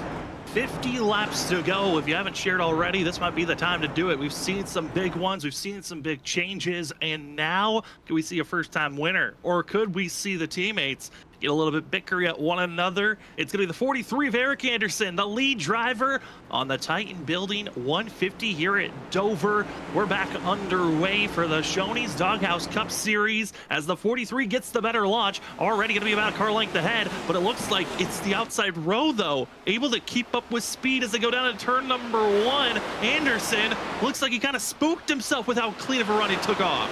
He did kind of. There's now Alpha exit of 2 here. He's got a good positioning here with the 22 of Michael Hayes here. So St. Cour Hayes, the 2 contenders with Kevin Thompson now ahead of him. This is what we love to see. It's going to be the 2 drivers in second and third place in points. Michael Hayes, who qualified horrendously here tonight, qualified all the way back in 23rd position. Now is the biggest mover of the race as he makes the pass over Andrew St. Cour. Michael Hayes, who's been learning all race how to get by other drivers in traffic, now has a chance to go for the lead. A little bit of a brush to that apron, and off the exit turn 4. Eric Anderson still leads. Kevin Thompson drifts and saves it off the exit of the corner, and Hayes now to the inside. Hayes to the lead. Anderson's gonna fight off the exit of turn 2, but the 43 has to back out. It's all Hayes to the point. Hayes doing what Hayes does, march his way through the field and gets to position where it comes down to the end of the race. He's fighting for a win. Anderson in the wall now. He's going to get tight. That's going to allow the 19 Atwood to come up here. But remember, Atwood 9 laps down. He's not a factor in this race. It's Hunter Simpson who's 1 lap down at 8th. Our next car back in 4th position would be Kevin Thompson all the way back here. Kevin Thompson trying to get by drivers on older tires as this 8 machine is 2.5 seconds behind our top 4 at this moment. And Anderson trying to survive. Kevin Thompson's major slide has slotted him all the way back to the contenders around 11th and 12th that are 1 lap down. And you're just looking back and seeing the drivers of so many different mindsets stuck in a spot where they have to fight for every position, and for some, they need a caution to get back on the lead lap. Yeah, they really do, man. This is intense action here at Dover. It's one of the better Dover races I've actually watched here on the sim. So good job by them is Justin McMahon. What a save. I mean, in the center of the corner, that car was pointing towards that 17 of Richard Leclerc. I thought we were about to have a major incident, but he saves that thing and we stay green. We stay green. They continue to battle for the middle of the pack. For some for position, other to be the lead lap driver. That's 1 lap down, still being led by Hunter Simpson. And as they continue to fight back and forth, the battle for the lead, still right on top of one another between Michael Hayes and Andrew St. Cour. But Nicholas Atwood, again, like you said, Zach, he's 9 laps down, but he's competing with our leaders. Same for Hunter Simpson. They're fighting to unlap themselves the hard way right at this moment. This is so intense to see, man. I mean, if you're Atwood, you're 9 laps down, you're going to have to go out there the old-fashioned way and get a few of those back if you want to get a few spots. And points are still very, very important for this 19. He came in here in a good points position tonight, and he wants to go get as many points available in these final 5 races. So we'll see if he's able to get any laps back, but it's going to be Hunter Simpson, actually, who gets past him now. As you can see, back here, Kevin Thompson about 2.9 seconds back from our lead now after that moment, and he's stuck, like you said, in this group. Stuck in this group of drivers that want to go forward. The 6 is trying to be patient to let his tires come to him with 40 laps to go. There's still a long race to go for these drivers, so you don't want to just go too fast, too early. Otherwise, you might lose your tires and have any chance of fighting for position. And Kevin Thompson willing to kind of herd the sheep back off and stop these drivers from going forward, as Justin McMahon, who at one moment was battling inside of the top 5 after a heroic charge through the field, now just has to sit and awake and figure out what is this 6 going to challenge to try to get by Eric Anderson for 3rd. It's going to be very, very true. I think he's got to get past Anderson pretty quickly here if he wants to have some clean track up ahead. Is now going to look to the inside here down in the 3. Just not able to get fully to the quarter panel. The 6 here not firing off as fast as what we've seen. But at the same time, you know, you St. Cour, Michael Hayes, they're at a rapid pace right now. They very well could use their tires up. Maybe Kevin Thompson thinking of the long run here. But in the long run, he still has to get by about 5 other drivers to even compete with our top 2. At this moment, another driver goes on by. Now make it another 6 to 7 drivers. I mean, yes, Kevin Thompson's protecting his rubber, but will there even be time to recover all these positions back? Or will a caution flag kind of flip everything around and get that reset automatically? I think that's probably the bigger advantage for Kevin Thompson is He can save, protect these tires, but if a caution flag comes out, he gets to reset directly behind the rest of the field, and other drivers may be hoping for that as well. Another one here is David Halsey in 6th place as he's trying to catch up to the 8 of Chris Leftwich. That's just a couple of positions in front, but no, it's the 7 gets spun around. It's Richard Leclerc, no caution. He's off the apron, but admins throw the yellow. We're resetting here. Here we go, reset them, re-rack them. Michael Hayes and Cora were battling really hard out front, but Leclerc getting spun back around here. I don't want to see anybody else get involved in that one, but I think something similar here to what we've seen for a lot of the night here. It's going to be coming off a 4 here. Richard Leclerc in a 17. He's going to go up the racetrack, I believe, here, and then you're going to see him get into that outside wall, and nowhere to go for Jonathan Smith. Jonathan Smith, the innocent victim, nowhere to go for the 99, and for Smith, required damage after this contact. That is a tough spot to be for yourself. You're the 99 who's just trying to make his way through this mess, and then in an instant, there's no way to react to that. You're just kind of in a wreck for the 99, and now going to have to go into pit road, get required damage done. Same for the 17.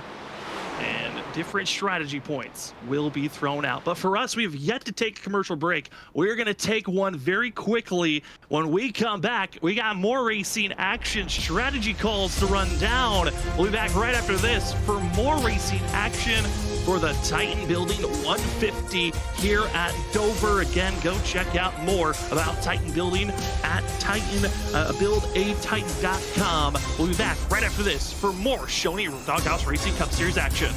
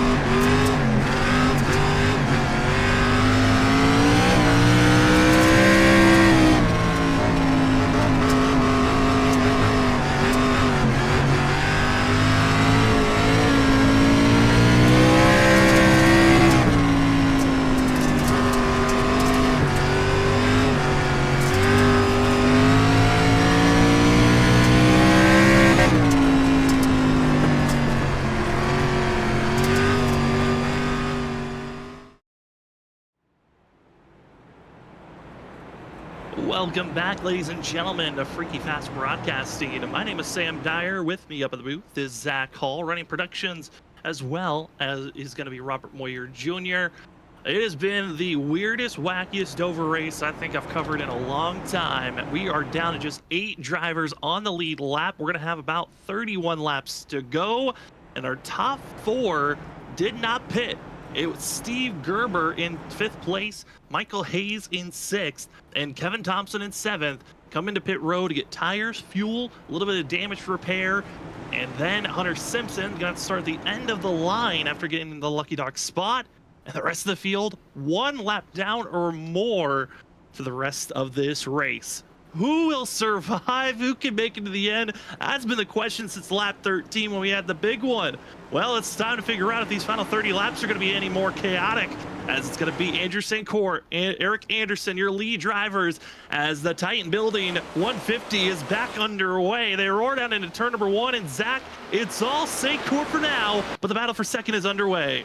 That it is. Battle for seconds underway as Eric Anderson is going to make that pass clear of that 57 of Halsey. But here comes that 8 of Leftwich. But Michael Hayes is going to be the first one on fresh tires. What does he have in the bag is going to be the question, because I feel like these front 4, they're all banking on a yellow flag to come out here at the end, to be near the end of this race. And the biggest thing I'll say is sometimes, people will be like, it's too late for that. You can't be doing that. But we only have 8 people in the lead lap. There's plenty of time here to pit late and get some track and get that track position back. Time position, I would say with 15 laps to go, that might be one of the last times you really can pit, because you're going to need the time to get by. Hayes into the outside wall. It's going to enable Kevin Thompson to try to get by David Halsey. Halsey defends the inside row, and the 22 goes from one of the best fighters up front, now competing side by side with Steven Garber, and now Kevin Thompson's the lead driver with slight damage for the 6. He's trying to make the push forward.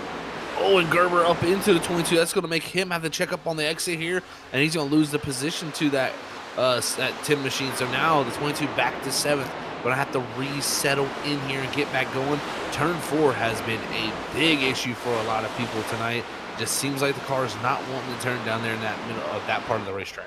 Rotation's not there, and drivers willing to use every little bit of the track has caused some issues. Other drivers trying to stay together as we continue to fight forward. At the moment, though, it's Andrew St. Court with almost a half a second gap lead over Eric Anderson. Anderson trying to get his first top 5 finish of the season, and he continues to stay up front with Chris Leftwich trying to close in the gap. David Halsey's been just defending Kevin Thompson like an absolute masterclass at this moment.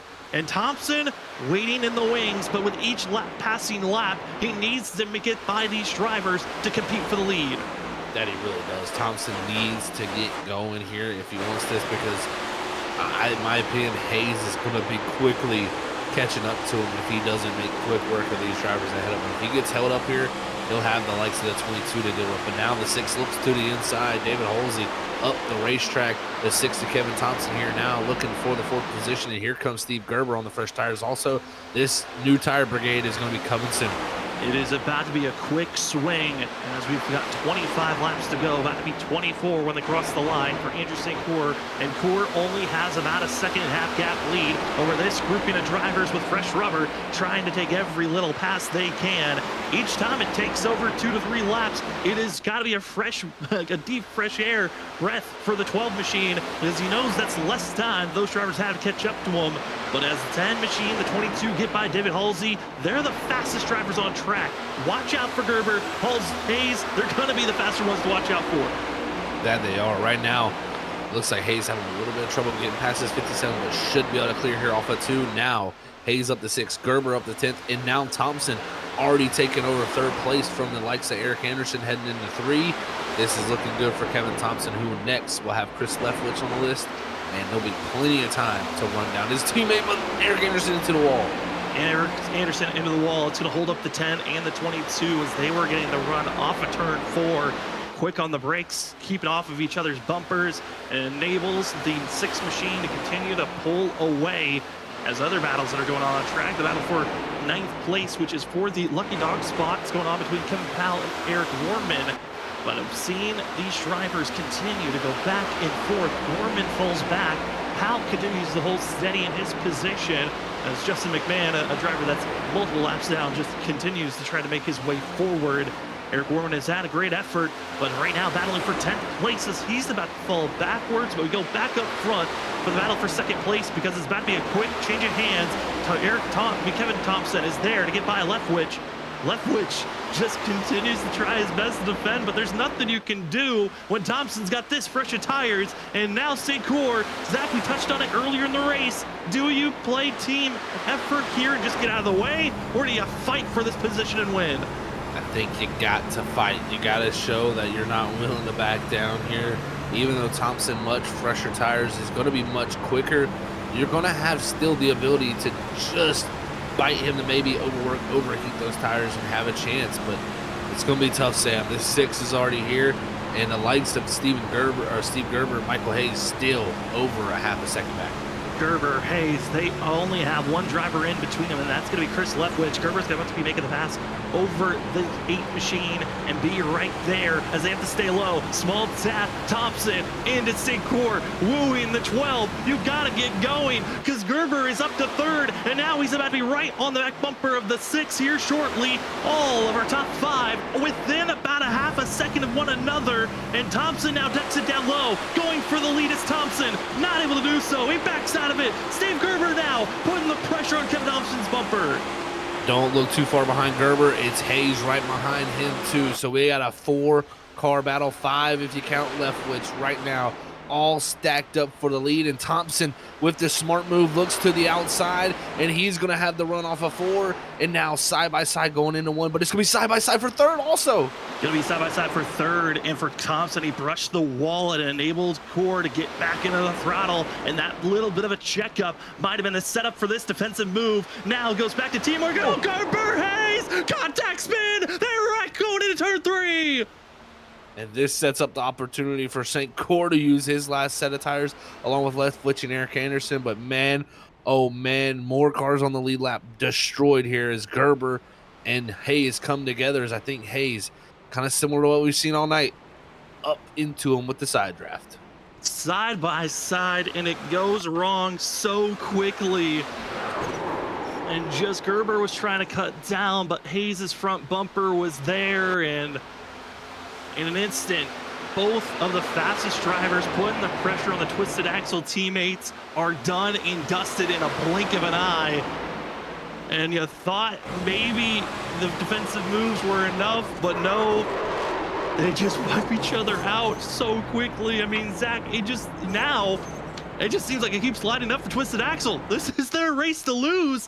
But Kevin Thompson has to stay out. He no longer has any more tires. St. Cour able to pit. Same for Leftwich, Anderson, Hayes, and so many others. Get tires and see what they can do to get by this 6.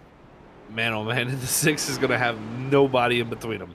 So, this is tough even for Kevin Thompson, because now you got to worry about other drivers getting past you to put points gap in between you and your teammate at St. Cour. So, this is gonna change things up. But I will say, if anything, the cooling down of the tires here under this caution will help him a little bit here to fire off and defend some of these guys. But I think for a win, Sam, this is just going to be too tough for that 6 to hold back those fresh tires. Yeah, if this was a green-white checker, I would say Kevin Thompson has a better chance of holding off. But with how many laps are left, and if these laps stay clean and green, Thompson's a sitting duck.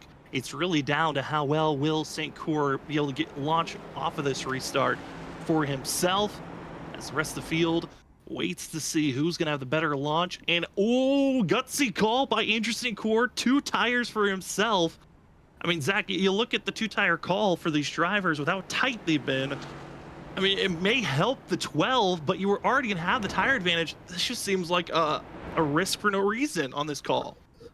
It is definitely an interesting call. A lot of what this next gen depends on is what the left side tire wear is. This car is very different track to track. Some tracks you go to, actually the left side tires will take actually majority of the wear over the right side tires sometimes.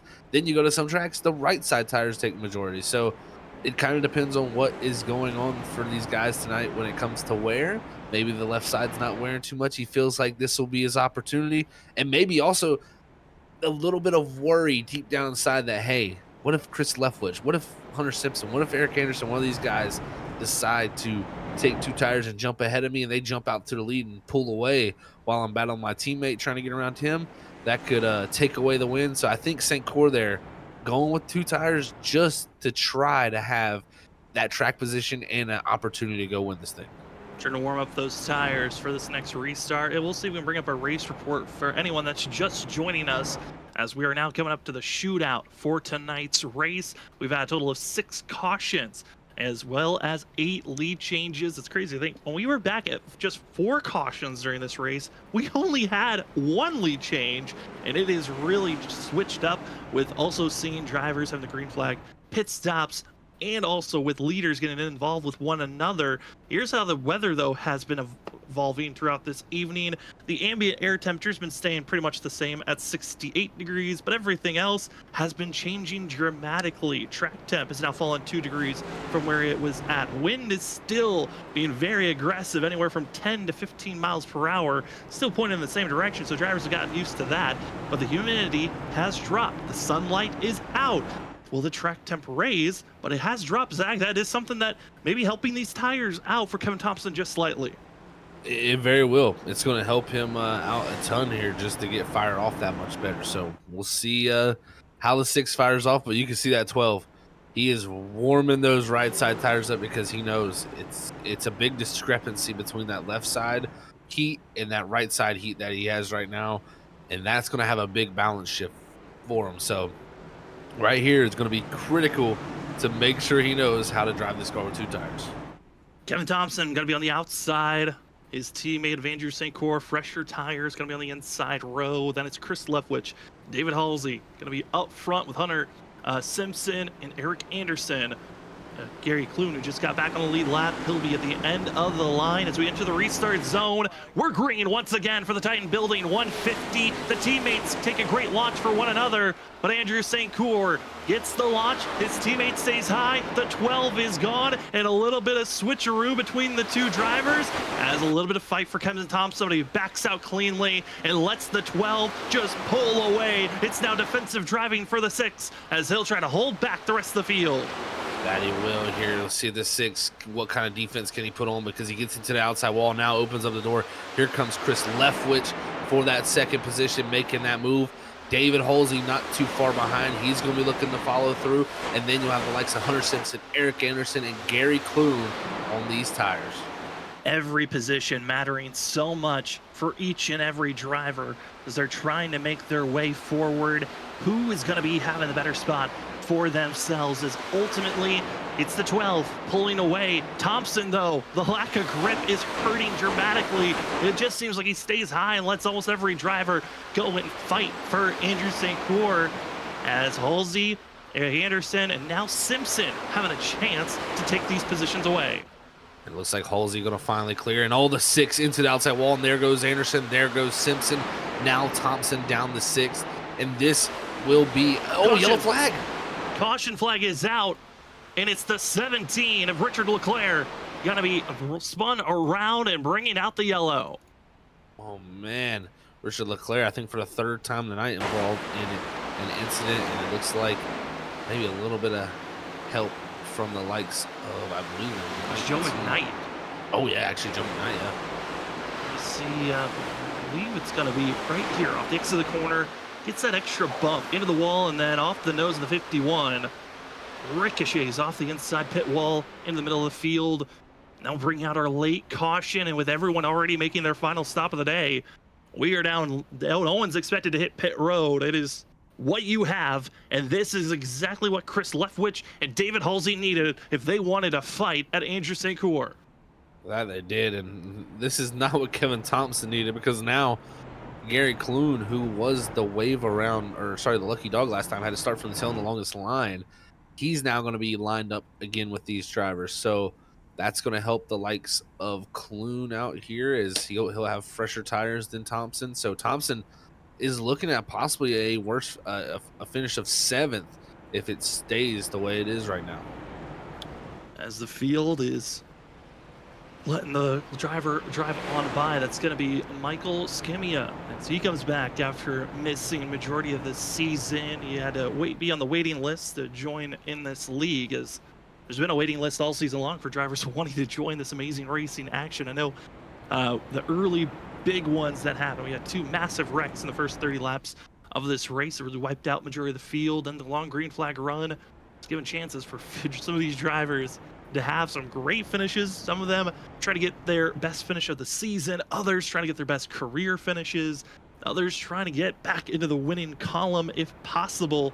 And one of those is Andrew St. Cours, who has not won since last season, back in November. It has been a long time since this 12 machine got into victory lane. And Zach, I mean, for Andrew St. Cours, I feel like almost every time we talk to him, it's, do you feel like you can get a win? How do you feel about this championship? And every response is, if I want to win the championship, I need to get a win. And he's felt very confident for the last couple of weeks that he could be coming at any moment, and tonight could be the night. I'm surprised this took this long, but man, he's been so good this season at just being there week in, week out, and I think also just being on top of the strategy. I feel like St. Cours has always been very, very good at calling that, so gotta give him huge credit for that. And I mean, hey, he called the right strategy tonight. He had that last set of tires left, decided not to take it, saw the drivers all drive around him. You know, that's got to be a very tough feeling to say when you've dominated a race, so to say, and you see people driving around you with fresh tires that you know you have that extra set, and then the yellow flag comes out to save him. He's just played his cards right tonight. He certainly has. The positioning is perfect at this moment. The field getting set and ready for this restart. They're expected to see those pace car lights. When they click off, we will be given the 1 to go indicator. We've lost a lot of drivers, and we are down to those that are still out on track. I think there's maybe 20. There's a lot of drivers still getting repairs done. Joe McKnight still getting repairs done. He's currently 2 laps down. Richard Leclerc blew his engine. He's done for tonight's race. Michael Hayes is going to finish 19th. This is a race that, you know, we talked about the chances of it rebounding yourself into a championship hunt. This could be the championship killer for Michael Hayes. He could be out of the hunt after this finish if Kevin Thompson finishes well inside of our top 5 like he is just outside of. And for Andrew St. Cours, this could be a chance to finally make this a true teammate-on-teammate championship that it's been kind of building up to be for these final 4 races after tonight. That's what it's looking like it to be. Michael Hayes, unfortunately, like you said, with that wreck there at the end of his night, it's pretty much took him took him almost out of contention. We'll see how the points shake up, and he's still in 20th right now, but from my calculations, he could lose upwards of all the way back to 24th here, even 25th, because you got Mike Leftwich still out there on the track. So yeah, it's still a lot of positions to be lost for that 2022. Tough pill to swallow, but for us, we are going into a 3-lap shootout. Everyone's used their final set of tires. For Chris Leftwich, he took 4 sets of tires on his last stop. For Andrew St. Cours, he took 2. That was 10 laps ago. Now, for 3 laps, we figure out who's taking the win for the Titan Building 150 here at Dover. The Shoney's Doghouse Cup Series is at overtime so many times this season. Will we need another charge? Let's find out. Has already taken off as Andrew St. Cours. Then Chris Leftwich in line, and the battling for 4th is side-by-side action. But the 12 is already done and dusted with a 2-car length lead. Here we go, though. Leftwich, though, had a good exit off of 2, and now he runs up out of the dirty air here, coming off the exit of turn number 4 here. He's going to look up to the flag stand. He's going to see 2 to go, and Leftwich actually has the run here with those 4 tires. 4 tires might have been the great call. Andrew St. Cours had to take off and try to mount up a lead, but does he have the tires underneath him to hold back one of the most aggressive drivers of the season? Chris Leftwich's aggression has cost him so many times, but as they exit at turn number 4, we look up to the flag stand, the white flag in hand. Zach, this is it, the final lap to see who's winning here tonight. Here we go, Sam, down into 1 and 2. What does Leftwich have? He diamonds the corner to get the run, but I don't think he's going to be close enough down the back straightaway. That last lap was the fastest lap of the race for the 12 machine. 2 tires looked to be enough, and off the exit of the corner, he needed a win to stay in the fight for the championship, and he gets it. Andrew St. Cours is finally a season winner here for the 2024 Season 1. Oh, man, what a job by him to pull that one off, Sam. That is great. And you talked about fast lap times being turned. I mean, pretty much every single driver there in the top 5 running their fastest lap in those last couple. Andrew St. Cours might be praising some iRacing gods after tonight, because he should have been out of this race, was gifted a netcode wreck that gave all the damage that would have ended his race. If you were here earlier, you heard Zach's reaction.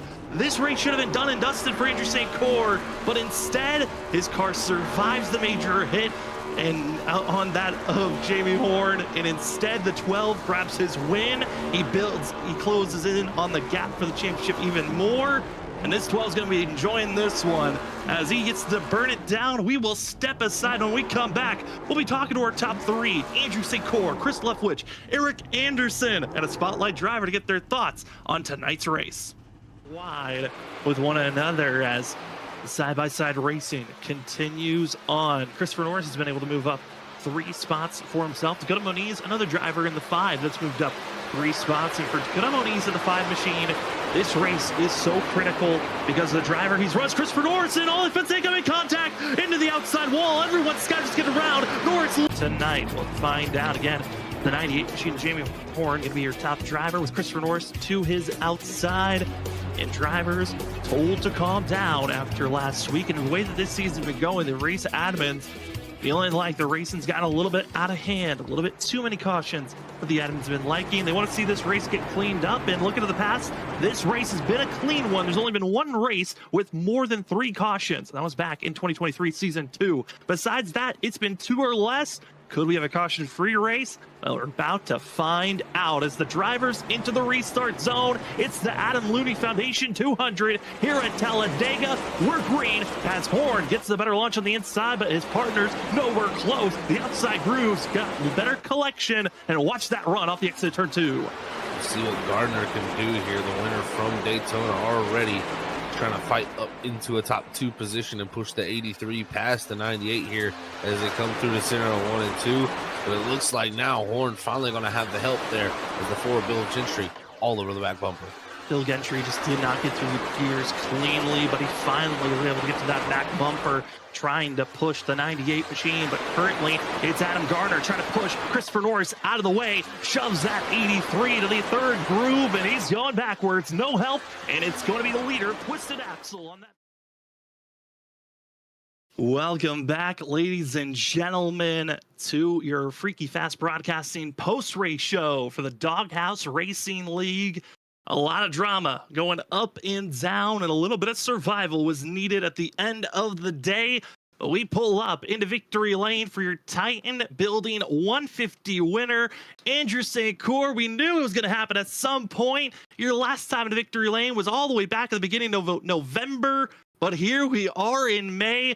You are now a winner, and it feels like you're back in the fight, Andrew, for this championship. Yeah, I definitely needed that one, guys. That was a lot of fun. It was a bit of a nail biter there at the end for sure, but very fortunate and pleased to bring it home. Definitely very fortunate there to bring it home in. I mean, take us through that incident there where it looks like you got the damage from Horn and then it disappears actually. So that definitely coming back to help you there a little bit. And but also the decision to take 2 tires there to keep the track position, just kind of take us through that decision there. Yeah, first off, that wreck, I got very fortunate, as you said. I mean, I didn't realize I had a buddy DM me and told me that I lost my hood on the broadcast, but I immediately checked my damage, and I had 0 damage. I got a 4X, so essentially it was a net code. I went through them or under them, which I guess the racing gods are with me today. Very very fortunate. Kev took a ton of damage. Going to my outside, unfortunately, and hitting the wall and just trying to avoid it. And I got lucky, and he didn't. But I think, in fairness, I mean, I've had some unlucky runs this year, and I had some unfortunate cautions at different times that I wasn't the cause of, and really impacted my the finish of my race. So I think I was due for a good one and maybe a lucky one, but I'll definitely take it to keep me in this fight for the championship. The 2 tire stop at the end. I knew there were maybe 4 or 5 guys behind me. That I knew Kev was out of tires, so I knew if I went in, took 2, I was going to come out in second.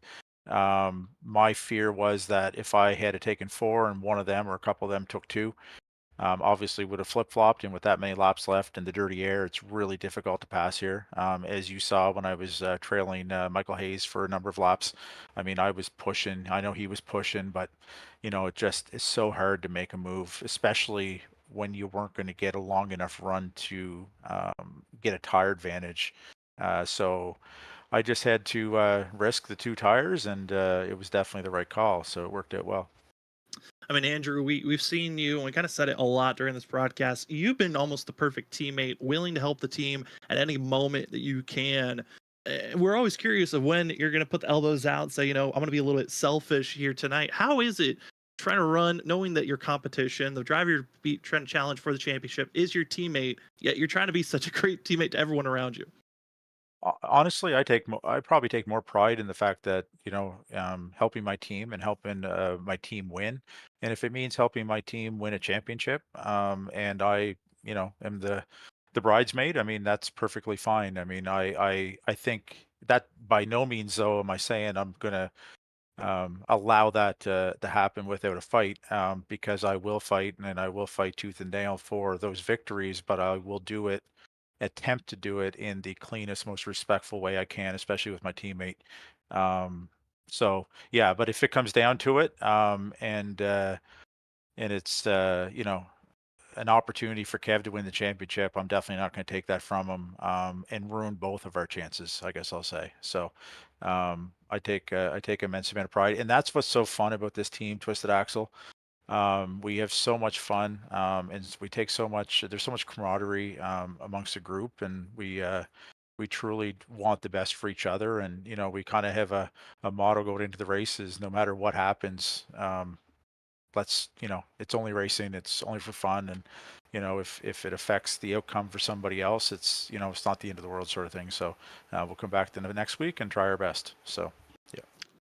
Well, it's been amazing to watch yourself and your team perform this season. Congratulations, Andrew, on your win here tonight and finally taking that crown. And the floor is now yours for any more shoutouts. Yeah, thanks guys for the great broadcast. A lot of fun, and obviously I'm going to go back and watch this one because there was some excitement in the fact that I won. I'm really looking forward to seeing how it all panned out on live broadcast. So I'm looking forward to that. So thank you, thank you Daniel for putting on.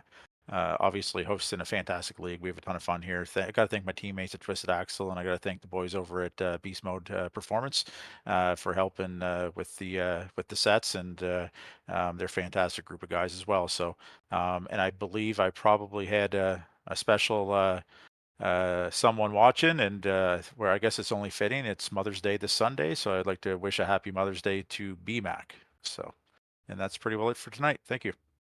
Well, that is going to be your winner of tonight's race for the Titan Building 150 at Dover. Congratulations, Andrew, on this win. Enjoy it, and good luck next week at Kansas. Thank you very much. Have a good night. You too. As we move from victory lane, we go down to second place to a driver that's having a great recovery run this season. Had a chance for the win, but comes up shy. We've got Chris Leftwich with us. Chris, it's been a while since we gotten to talk to you, but man, this 8 machine looked fast there late. How are you feeling coming up in second place?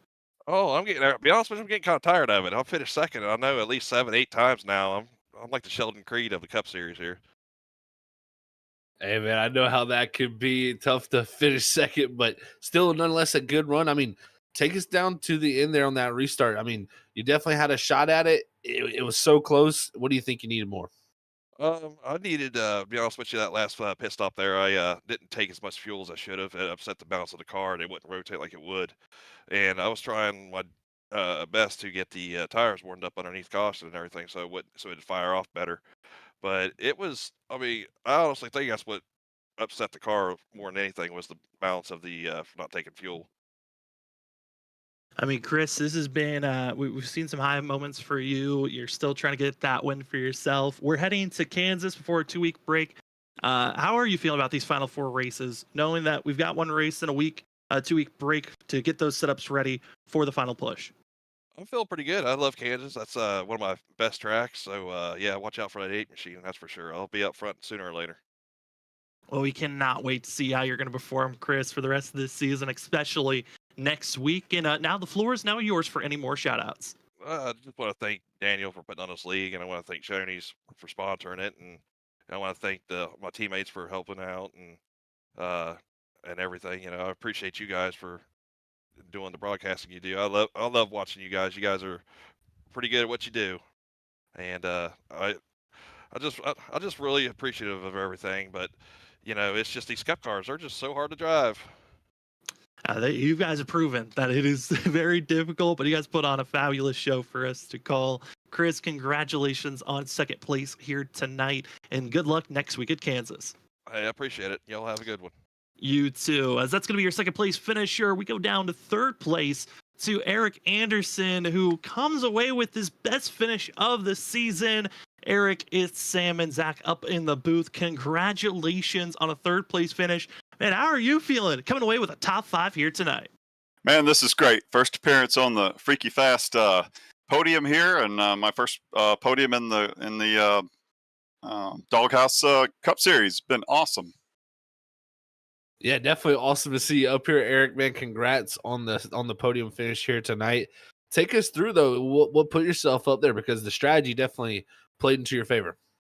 Well, I've been trying to be a little more aggressive. I tend to be a little too safe and a little too, running 95%. So I tried to give a little more tonight, but still tire save. That was the tricky part. You had to wait 10 or 15 laps into it just in case there's a long run. So a little bit of that tire strategy, not so much fuel and stuff tonight, and getting lucky on a few of the spins. So other than that, it played out with a late caution. It gave me a chance to just let it all hang out, and that's all I need to have a shot.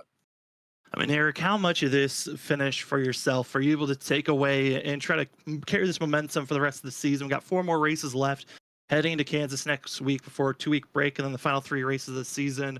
Again, how do you think you can carry this momentum for the rest of the season? Well, I've made it a thing to try to be a little more aggressive without being, the old cautiously aggressive thing. I'm going to try to pick it up a little earlier in races and try to qualify a little better and try to get some clean air, because that can make a difference. I get mired in the 10 to 15th spot, and I can't seem to do anything.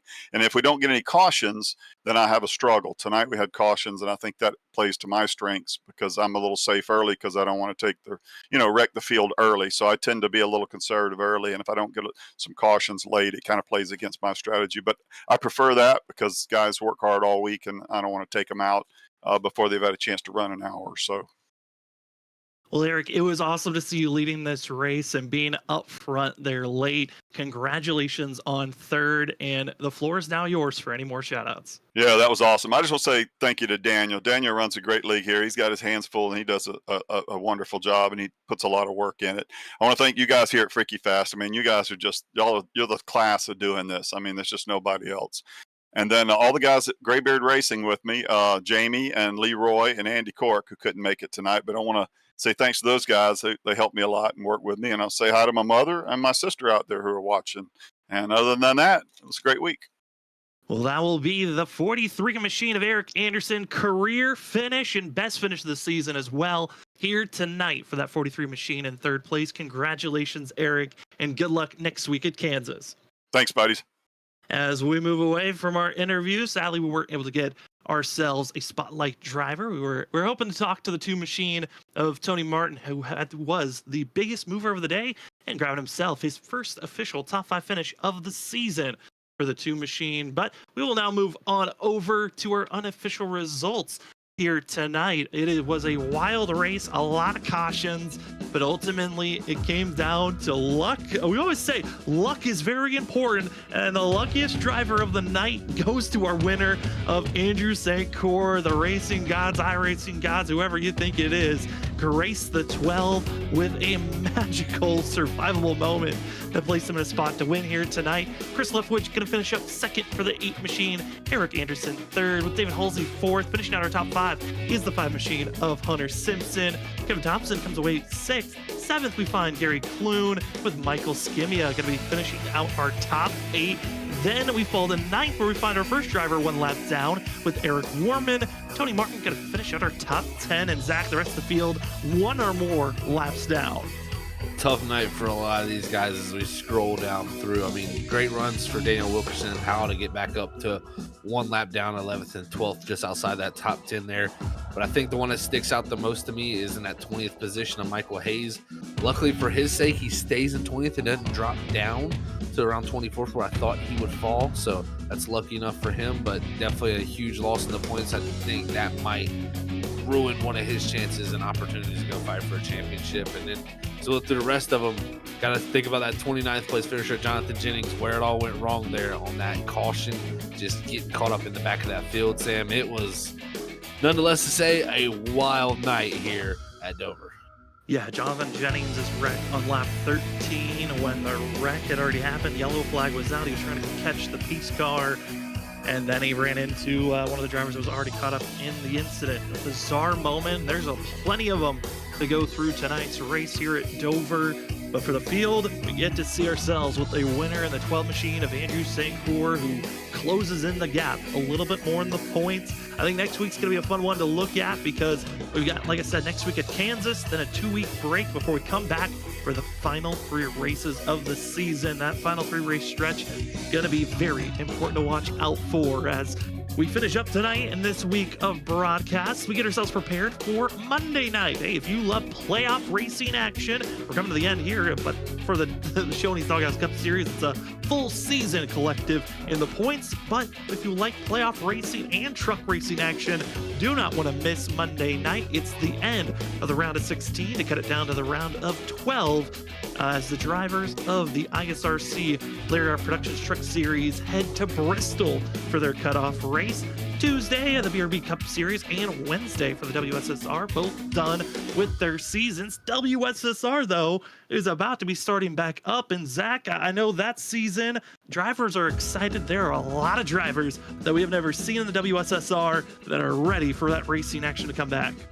Oh, yeah, man. 2 weeks away from that. That's going to be a while to see, especially with Atlanta Superspeedway being the start of everything. That could be a long night for everybody. But, yeah, got a lot of people signed up and a lot of new names coming in to really shake things up, and some returning names that I think are going to make people pretty excited and maybe some of the drivers pretty worried.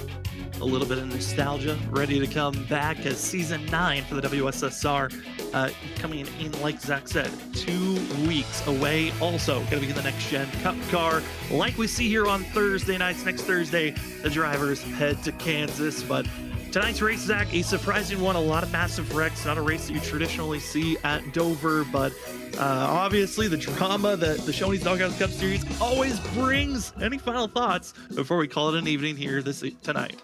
Well, got to give a round of applause to everybody out there tonight. This was an excellent race. I mean, I'm sure a lot of people were not thinking it was excellent that were caught up in the incidents, but just the way it shook up the race, it shook up the strategy, it really took its toll, let's say. It definitely made for the racing to be pretty good. So I was thoroughly excited with how it ran here tonight, and really can't wait to see how Kansas will be next week, because that's definitely one of, if not the best, racetrack for this car. It is going to be amazing to watch the racing action. You do not want to miss out next week at Kansas. But for us here tonight, Dover had a couple of big ones, but it came down to a 3-lap shootout where Andrew St. Cour was able to hold on steady and get into victory lane. Congratulations on the 12 in his first win of the season, closing in on that gap. For tonight, thank you for joining with us here on Freaky Fast Broadcasting. My name is Sam Dyer. With me up the booth was Zach Hall, and running productions was Robert Moyer Jr. And for everyone else here at Freaky Fast Broadcasting, thank you for joining with us on your Thursday night. Cannot wait for it. Next week's going to be a blast to watch. Kansas, who's going to be using the outside, inside lanes? We're going to have to wait and see. It's going to be a fun one. But if you cannot wait for Thursday night and you need some racing action before then, we will see you Monday for the ISRC Larry R Productions Truck Series. Who's making the round at 12? You do not want to miss it as they head to the last great Coliseum. Monday, going to be a fun one, and that will be our next Freaky Fast broadcast.